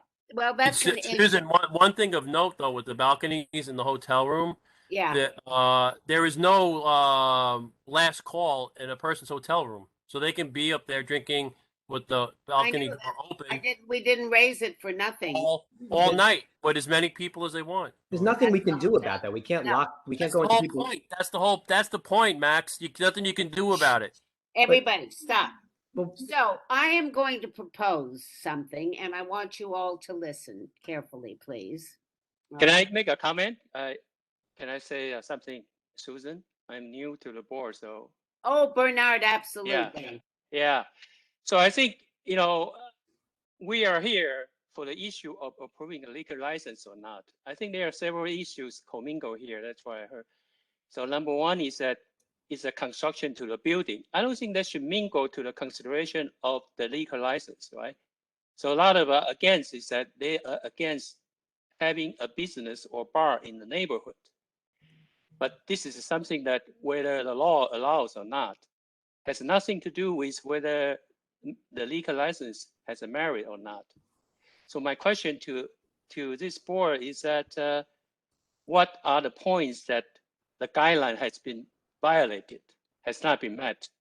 Okay. So to answer you, and my compatriots can continue, everybody likes to push, Bernard. They like to push as far as they can to get as much as they want. Max has made some concessions around some of the hours. I think it is fait accompli that it is existing. Nobody is saying, I mean, everybody can vote how they want, but it exists. So now our obligation is to make it so that the community is protected to the best of its ability, that people can live in their homes that they bought or rent in with some assurance that they can live a decent life and not be disturbed all the time. That's what I'm saying is that it is a guideline saying that there is absolutely no noise at all from all business. If the guideline is not that, then what to the extent that what do you set the threshold?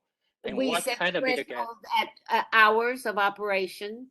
So We if the set hours are met, and then according to that, so I don't understand what are the guidelines being violated. We didn't say they're violating. They've asked for expansion on some No, of I'm saying that a lot of people saying that per community guideline. So their point being is that maybe the guideline has not been met. So my understanding is that they should articulate the point that what haven't been met. Susan, one Well, guideline. I can tell you this. I think they have proposed certain things, and our guidelines have other things. And our guidelines would say that hours of operation usually are 12 a.m. on weekdays and 1 a.m. on weekends, which include Friday and Saturday. That is our proposal. What? Yes. That is our proposal. Yeah, I mean, that's what I'm saying. Is that I mean, didn't see where, anything that's different. Bernard, Stop, Max. Bernard, there are other things that they're not proposing or don't fit our guidelines, such as the whole idea of open air and open windows. We have very specific guidelines around open windows and the noise that emanates from that. Now, Susan, would one of the guidelines be like that they have to prove to be a good neighbor and wait maybe 6 months to a year? That's a specific guideline. For to extend hours, but Max changed the hours.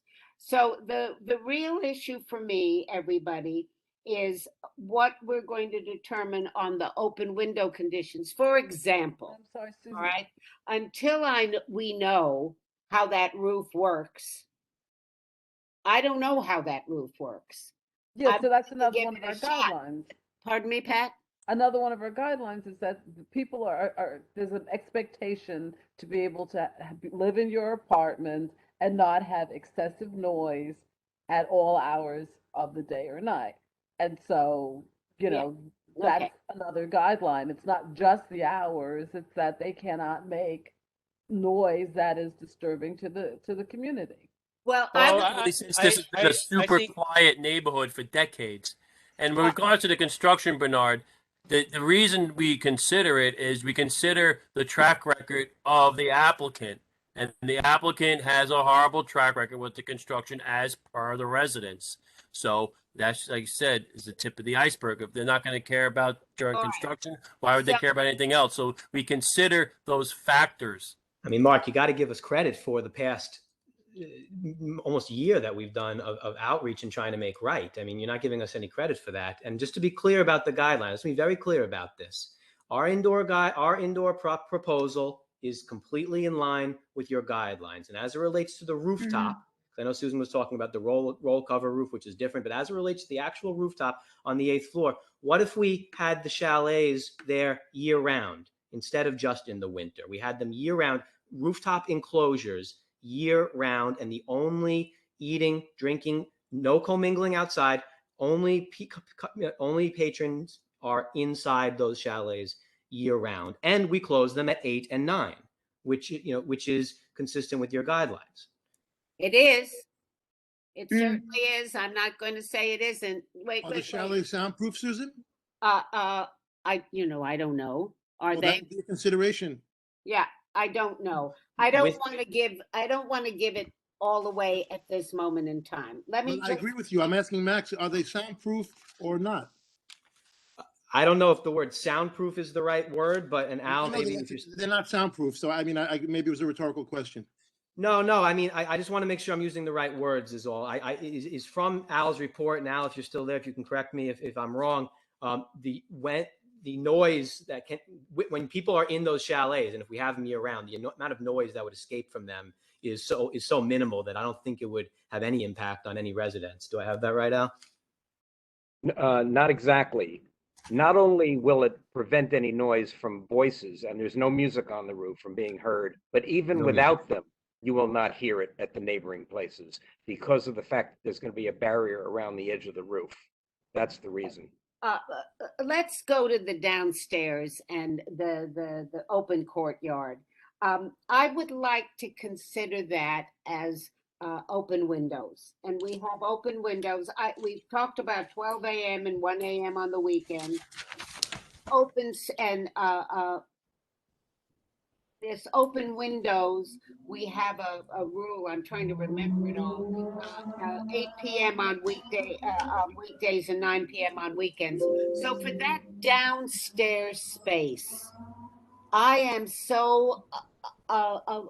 Everybody can promise me a rose garden, Alan, and you may be totally right, but I would like to give it at least 6 months of those hours lessened, so we can see in relationship to the neighbors that it really does what it says it does. And then you come back and we can extend it like we do for many things. But of all the things that make me the most anxious, it's that, because the noise reverberates, it's all kinds of stuff.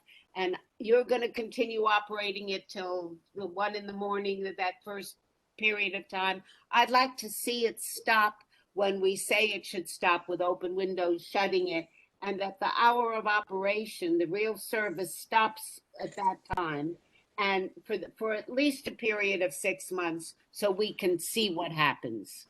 I just think that that's critical for us to understand. I just want to make sure I understand, Susan, what you're, because what our proposal had on the table was that completely open until 8 and 9, and then at 8 and 9 we do the roll cover and then operate until 12 and 1. So I understand the point about wanting to see how that roll cover works. So my question is, what period of time do you want us? What are the hours that you want us operating under the roll cover? Those hours make sense. Rich, the applicant, you said that your roll cover, that it will close at 8 and 9 on weekends. So if I said it would, if I'm trying to think that the hours of operation stop 1 o'clock down there on the weekends, and if it doesn't work, I want to figure out something, Max, that we can at least see how it goes before we're having these hours and all these complaints, and you may get You nothing. mean come back in 6 months? So make it 12 o'clock for the rolling roof on the downstairs. No, but I think Max's hours work. He said 8 or he'd close the. They Hey, you're not reading. You're not reading it. You have to read it. It's very. I had to think about it. He's saying the roof covers will come on at 8 and 9. Right. It's going to Right, go and until stay. 12 and 1. Right. I'm saying we don't know what that's going to be like. Right. So I'm saying it. So give it 6 months and then they come back But give them 6 Can I months just at make what one point? time? at the times that Max is proposing. So if the roof cover comes on at 8 or 9 and they still are operating until 12, there's 4 Well, hours, right. 3 or 4 hours where they will be operating with the roof cover covering the area, and the residents can tell us whether it's noisy or not. Until midnight or 1 a.m. on weekends underneath people's bedroom windows. I mean, what if they operated the courtyard space until 9 or 10 instead of midnight and 1 a.m.? Close the roll cover at 8 or 9, operate for another hour to max before you come back in 6 months or a year and ask for. Fine too. ask That's for more fine time. also. I could agree with that. I mean, we're I gonna like that. continue. That's we're what I was trying. Thank you, Mr. Rand. That's what I was trying for. I got Interesting. that all I mean, yeah. tied up So I understood that. in my underwear. Anyway, I understood that too, to be the suggestion that I understood what you were saying, Susan, which is you want to limit the hours not to, once the roller cover is out, you don't want us going to midnight and 1. I get it. you got me. So- You know me, Max. All right, so let's makes sense. bring it. So I mean, we're gonna keep the working group process. We're not going anywhere, and that's part of the stipulations is that we continue to have the working group. So there is that forum for the continued conversation, so we could channel any complaints. We're not disappearing. No one has to call 311 on us. We have this working group, but let's roll those hours under the roller cover back by an hour. So instead of 12 and 1, it's 11 and 12. No, But I I have a also question. think I like How 10 many- and how- I like 10 and 11, Max. How many people are, what's the capacity of people in that area? yeah, how many people will be It's outside? In that cap? Yeah, it's got 62 seats. 62 That's seats. fair. Okay. Are you going to Fair have number. live music or recorded music or parties or events in that space? Not in that space. We're not having, the only place where there's Okay. events is in the cellar. The only thing that we want in that space is for seated dining service. And if it buys me, and if Okay, it buys so me we're the talking 12, seated. yeah, if Right. it buys me the 11 and 12, then I'll even agree to no music out there. The other suggestion I have is that, so you're going to have the working group continue, but people need to be able to report in real time whether the noise is driving them crazy and keeping them awake. So they shouldn't have to wait until the working group meets. No, you're right, Pat, and I shouldn't have said that. And the point you made in the other case was a right one, which is that if people do have complaints, they should document them. So I spoke. Not only document them, but be able to contact somebody in the establishment to say, you are making us crazy. We cannot go to sleep right now. Well, that's a given, and absolutely. And I wasn't meaning to suggest otherwise, that the working group would be the only means. All I'm saying is, and we certainly will have the manager's contact information, but the working group is just something extra that I don't think any other applicant has really ever done. So wait, I want to cut through this. We got to get through this. So downstairs, outdoor, the courtyard, you're proposing midnight on the weekends and 11 o'clock on the weekdays, Max? Yes. I don't love it. No, it's too long. We'd rather we have people whose bedrooms are right above that space. We would really prefer to see them. I want to try it, and you got to give me 6 months. I want to do 10 o'clock on the weekdays. That's giving you a hell of a lot. and 11 o'clock on the weekends. And that's what's going to be our proposal, Max. And we'll review it in 6 months. I got to see how this cover, we've got to see how this cover works. Okay, if it's 6 months, okay. All right. All right. That's reasonable, yes. Okay. Let's go to the roof, everybody, because I just don't understand the roof. I'm willing to give that 6 months. And I don't like the idea of alcohol sitting on the roof and people getting loud. We've never allowed alcohol on the roof the first year. I don't understand. Hear from my group. I got to hear from my group. I don't. Please explain the roof. I don't understand the roof. How I can explain the roof. Yeah. Yeah. So what I'm proposing now is structures, and we have pictures of these in our presentation. We called them chalets for the winter. They're structures. They're enclosed huts that could fit a group of people inside to eat and drink. Full food menu, by the way, on the roof. Full food menu. No bar.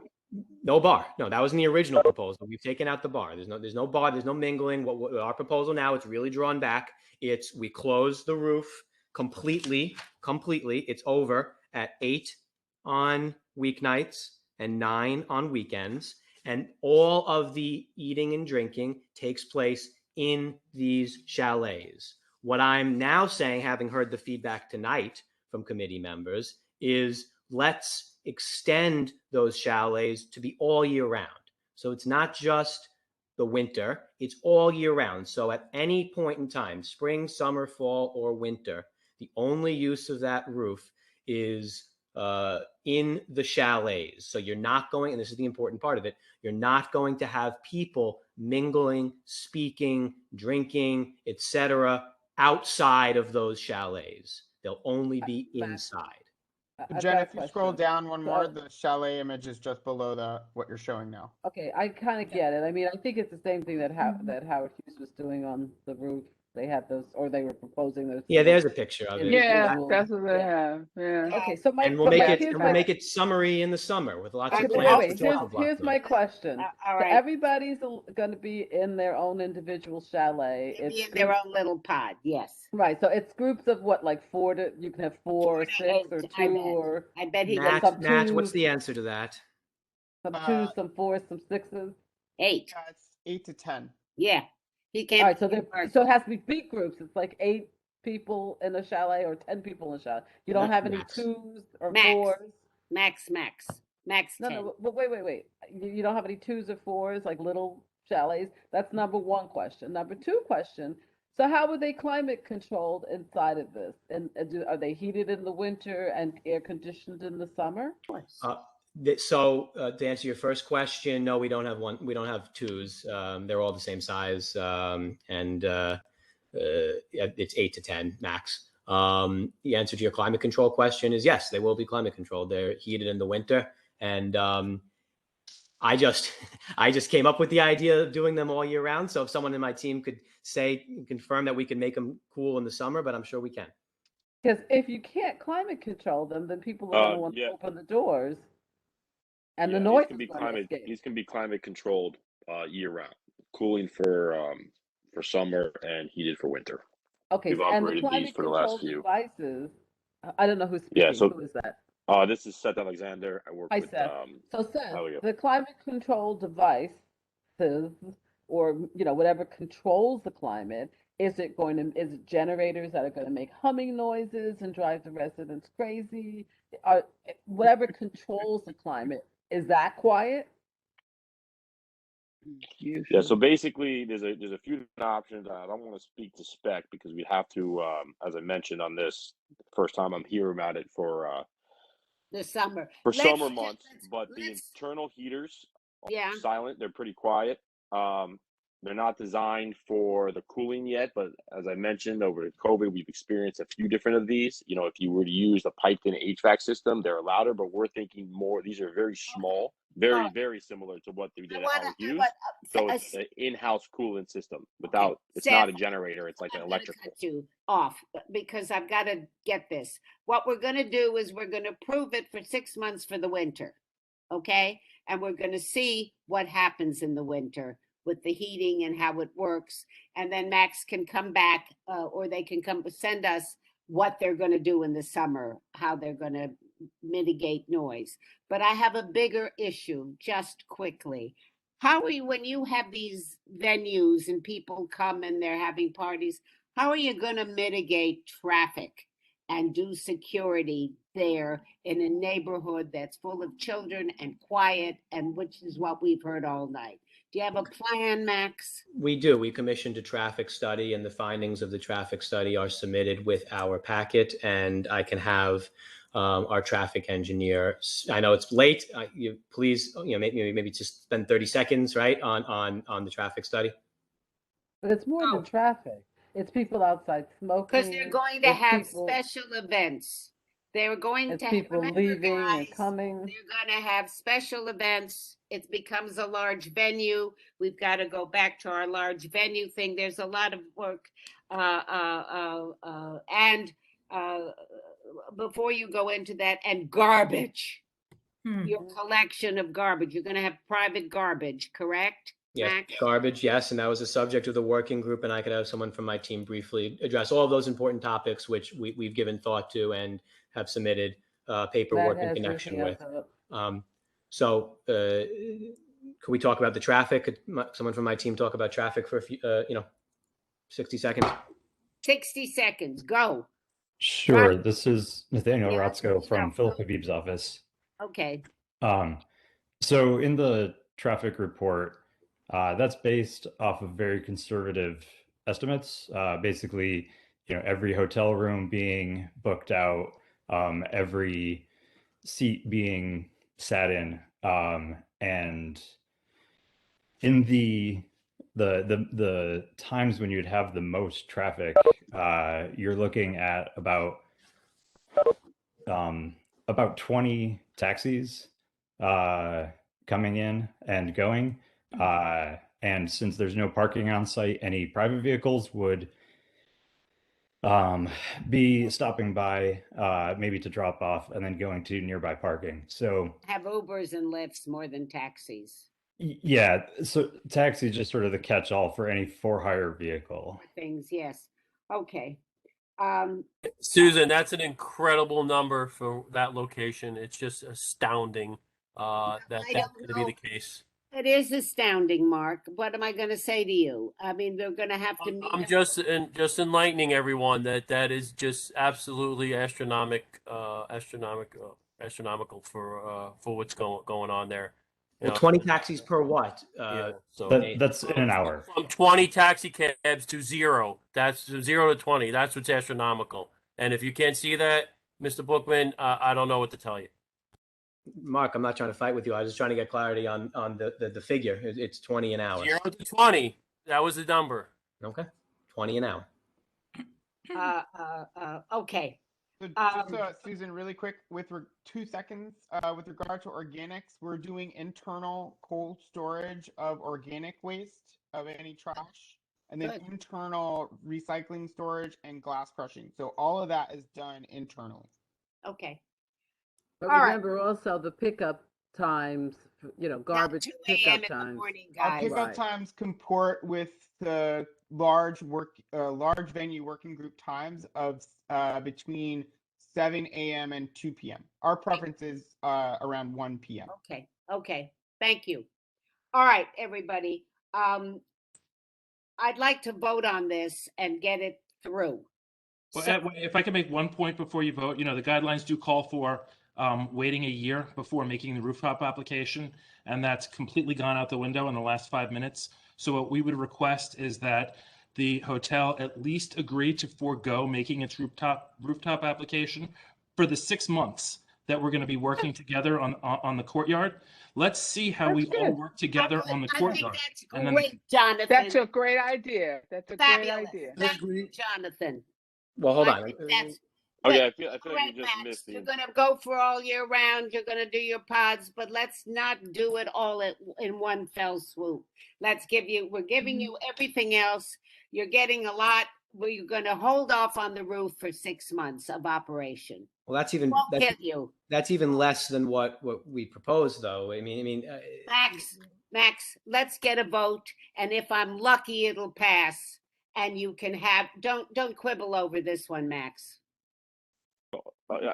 If we're not going to have any roof for 6 months, and that's the way you're going to go, Well, then that's the way we've done. well, okay, all right. Well, and done it for a year for everybody else. We're willing to do it for 6 months for you, and my committee's pretty good about this. So that's what I'm going to propose. let me just say one more thing. This is the last thing I'll say.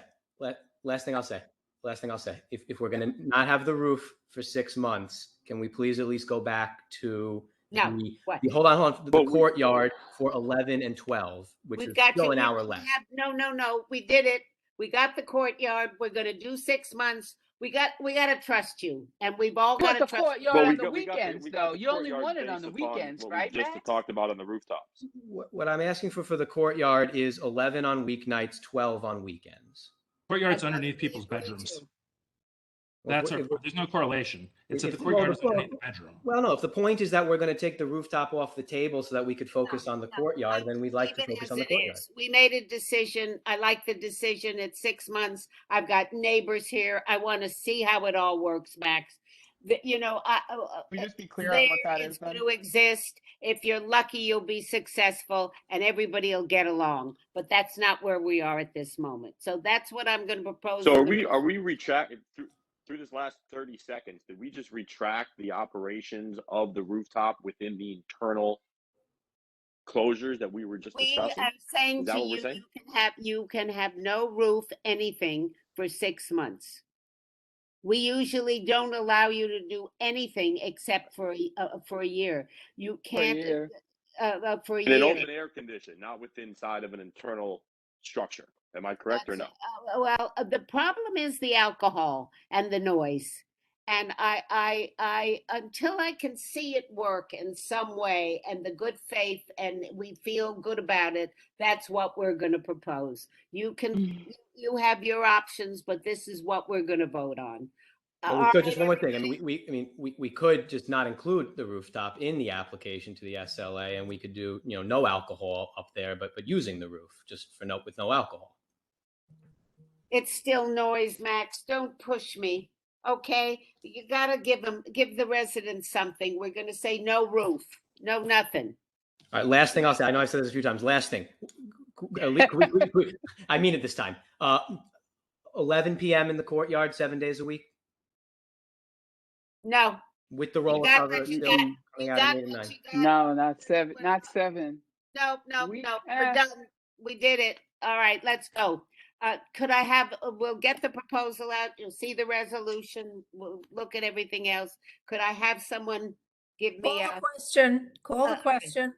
All right. All right. Second.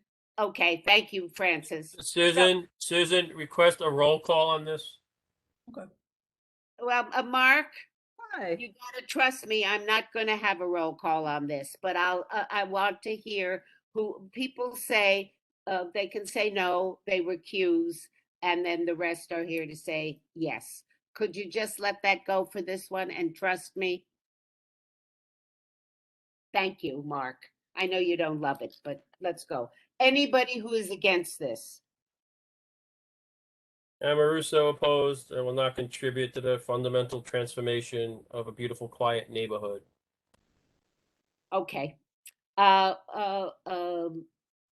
So we have one negative. Anybody recusing themselves? Okay. I am taking it that the rest of us are in favor of what we have proposed. Let's move on. What? No roof and the limited hours for 6 months. Yeah, we've got it all. Jen's got it all. We'll write it out. Okay. Thank you, everybody. We're not done. Thank you for your time, everyone. And we appreciate the work that everyone's put into with the working group. And we'll see you soon. And thank you. Thank you, everybody. Good night. All right, let's go. The next thing, I don't know what the others are. I'm almost tempted to postpone them, but let's see if I can get through in about 10 minutes. I want everybody, the most important thing here for me on the renewals is the Buddha Bar. Oh, yes. Okay, I want you all to understand, we approved them for 2 restaurants. We went through a lot because the Buddha Bar has all kinds of stuff. We approved them for 2 restaurants. My understanding is they are asking for this venue, their liquor license to obtain a New Year's Eve permit for a whole big space. And that they're operating this as a big space, not restaurants. And we were very clear when we approved this because of their track record and who they were and blah, blah, blah, that they were going to be 2 restaurants. So where are they? I don't know. Are you here? It's on Thomas Street between Church and West Broadway, and it's a tiny, tiny block that's super quiet. That's some other residents around there, but it's a tiny, tiny block. Thomas, off between West Broadway and Church. Is this the restaurant that lots of neighbors came in because there was black car issues? There were people throwing up. Is this the restaurant that neighbors were really upset about? It was way back. It was when Jeff was there, and then they came to us for 2 restaurants, and now I promised it would not be a club, Susan. What, dear? They promised it would not be a club. So now, from what I remember, it was just going to be a restaurant, not like the Buddha bars that they had in other parts of the world. And so now, that was disingenuous. No, but wasn't this when we were still geographical committee? What, dear? Wasn't this when we were still the financial committee or the geographical committee? And they came to Rebecca, I believe. They've been around for a long time. I mean, the struggle over that space is not new. Right. So we had lots of residents that came and they were really upset about this place. Right. So and they said that they would not be like the other Buddha bars that were like nightclub discos in other locations in the world, that they were going to be a neighborhood type of restaurant. Correct. Yeah, So you're correct. What I gather they want is they want a application to obtain a New Year's Eve permit for a liquor license. There's just one night? What is it? One Just night? one? Is their lawyer here? Yes, it's for 1 night, and unfortunately, Okay. it's Well, that Frank's might be different. application, but I don't think he's here though anymore. All right. I don't know, guys. I'm loath to give it. I think he should come back in December because I want to know how they're operating. I don't want to give it even for 1 night. I also Sorry, think that everybody. the residents need to have an opportunity to come and discuss this. Yeah. He needs to put a notification out to the residents, letting them know that this is something that he's asking for, so they have the opportunity to come and speak. Yeah. Okay, Jen. I'll ask Frank to come in for next month. For New Year's Eve permits, the applicant would have to submit the 30-day notice 45 days in advance. So, I think our next licensing meeting scheduled for December 7th. So I don't think it would be a problem for them to come in by then and, just show face and discuss. Yeah, they're going to submit it. Right. And we'll see if we accept it or reject it. Right, Jen? Susan, if we were to approve the 1 night, that would have no bearing on any other time of the year, correct? No. Okay. Yeah. It's just like a New Year's Eve, right? It's 1 day, 1 night. Yeah, Ben. Ben, I love it that you're on this committee. You're gonna either have a good time or hate us all. Anyway, because then the residents were really upset with them. So even though it's just 1 night, the point being, everybody, I want them to come in to answer the whole issue of are they 2 or are they 1? But do we want to, the last question is, do we want to give them 1 night for New Year's? No. Okay. So they have to come in and let's see. All right. Fair enough. Move on. And they're not here anyway. So the rest, I have 2 in the financial district, and then we are done. And we're going to put Joseph's over till the next month, Jen, because I can't keep the committee any longer. Okay. Joseph's will have to come back for their expired liquor license in December. Okay? Hello? Hello? Hello? Yes, I'm the owner of Joseph's. I would really Ooh. respectfully request that you hear me out. We've I been there hear for 20 years. He's still here. And- Yeah. Yes. We're Can you sitting hear me? down now. Yeah. I Can I- have two can I have a others minute? before you. Well, you stay put. I'll let you speak, but we have Please. two Yeah, other I've been on things. the call for 4 hours since you guys started.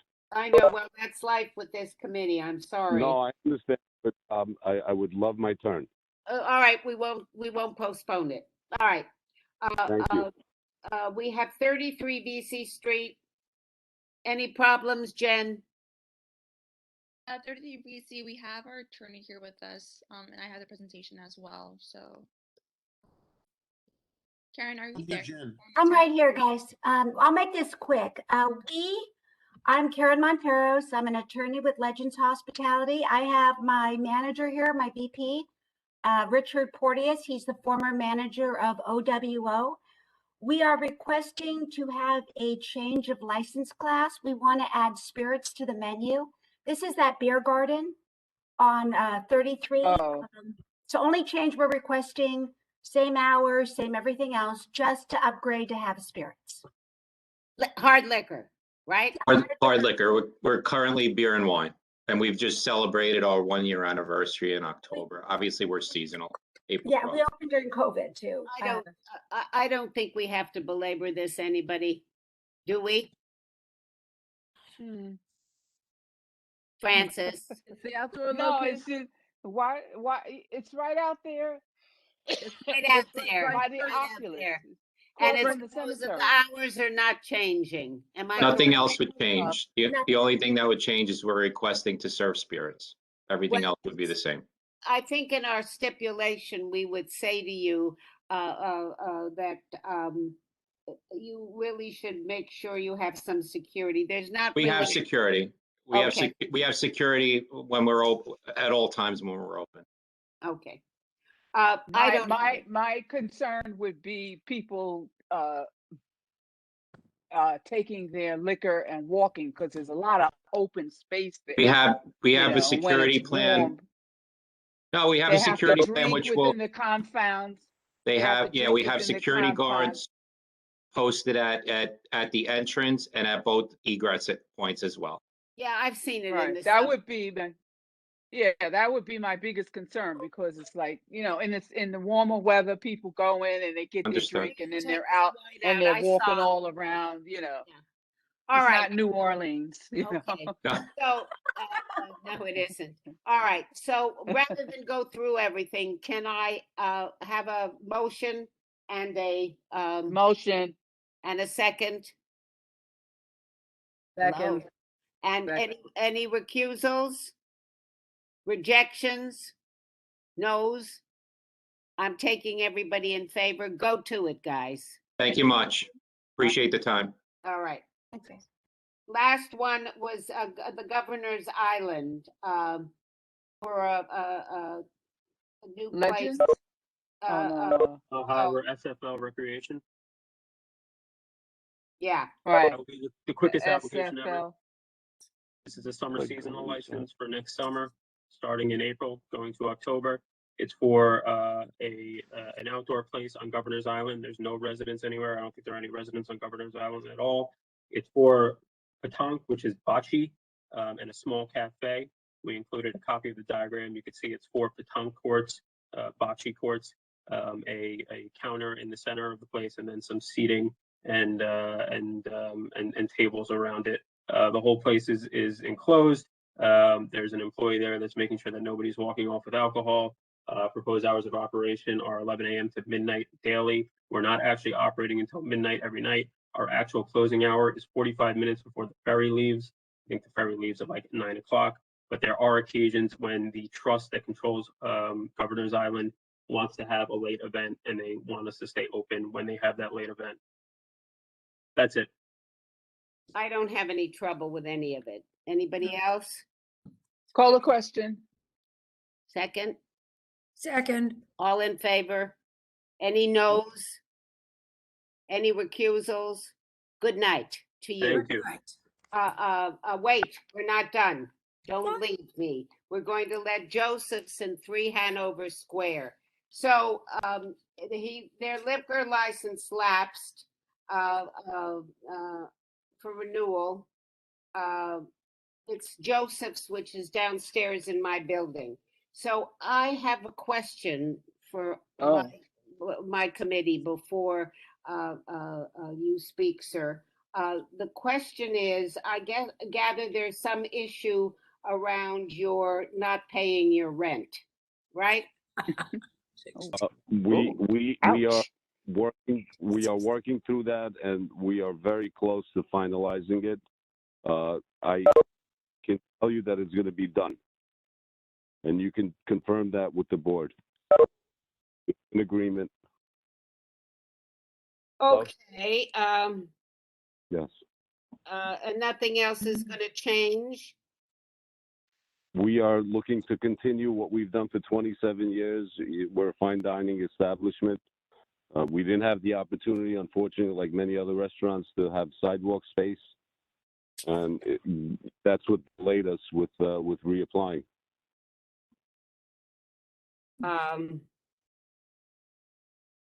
We have never had an incident. We have never had a lapse. Well, since I ate there and loved it, I'm the wrong one. But I know that I know there is an issue around the money and the rent. I guarantee you, I mean, I've spoken to ACAM, who's the managing agent, with Jillian, and she has a proposal that she sent to me. I had just a few questions, and I asked for a few changes. It was one actually, and we have no issues other than that. All right, I would say our goal is to open, in December as soon as we get approved. Tell me your name again, sir. I'm the owner. I'm the original owner for 27 years. My name is Ramo. Okay. So is this because you got behind because of COVID, or were you behind? Yes, we had no opportunity to open any sidewalk cafe space whatsoever there. As you guys know, it's in a park. It's owned or run by the British. It's a British memorial. So the Parks Department couldn't give us a permit for that. To close the street next to us was impossible because it led, to other areas. It was a main crossway and Stone Street there. So there were no. We tried multiple times. I even spoke to certain board members, Joel, and I explained that to him, and he's aware of it, and the board was. That's why that open restaurant is not fair, because not every restaurant gets to. Right. I know, so there should be, aren't there stipulations for people caught in this kind of situation in terms of the rent stuff, just like for residents, I don't know. And it's like anything else, whether you can get it and whatever and whomever and whatever. So anyway, they're behind in the rent, but that doesn't have anything to do with us granting them a liquor license, right? I mean, we can just go. No, we need to grant it so they could open up and make some money. Right. I don't have any trouble with it either, and I happen to like eating there, so I'm the wrong one to ask. I mean, it's your building. If there are no residents from your building complaining about them, then we should just grant the liquor license. They so they can get actually called me multiple times to ask when we're going to reopen. Right. So, all right, let's Paula Crescent. Okay, second. All right. No's, recusals. Okay, done. You recuse yourself. Yes, I'm recused. I'm recused. But isn't Megan on the call? Yes. And is it Joel on the call? Megan left. And Joel left. That's why I want to get this through. All right. I may have to take it. Okay, well, good luck. Hurry up. Open up and make money. We'll all have to come then. We'll have to go. We look forward to seeing you guys. there. Right. Have a great night. I appreciate it. Thank everybody. Great night. Thank you. I'm sorry it was so long. I tried my best. It was a hard when you meeting. sign on to this committee, it's going to be long meetings. So thank you, Bernard, for being with us. So good night, everybody. Good night. Thanks, Bernard, Thank you. welcome. Thank you. Nice meeting you all. Yeah, right? Nice everybody. meeting you too. Good night, everybody. Good night. Good night. Thank you.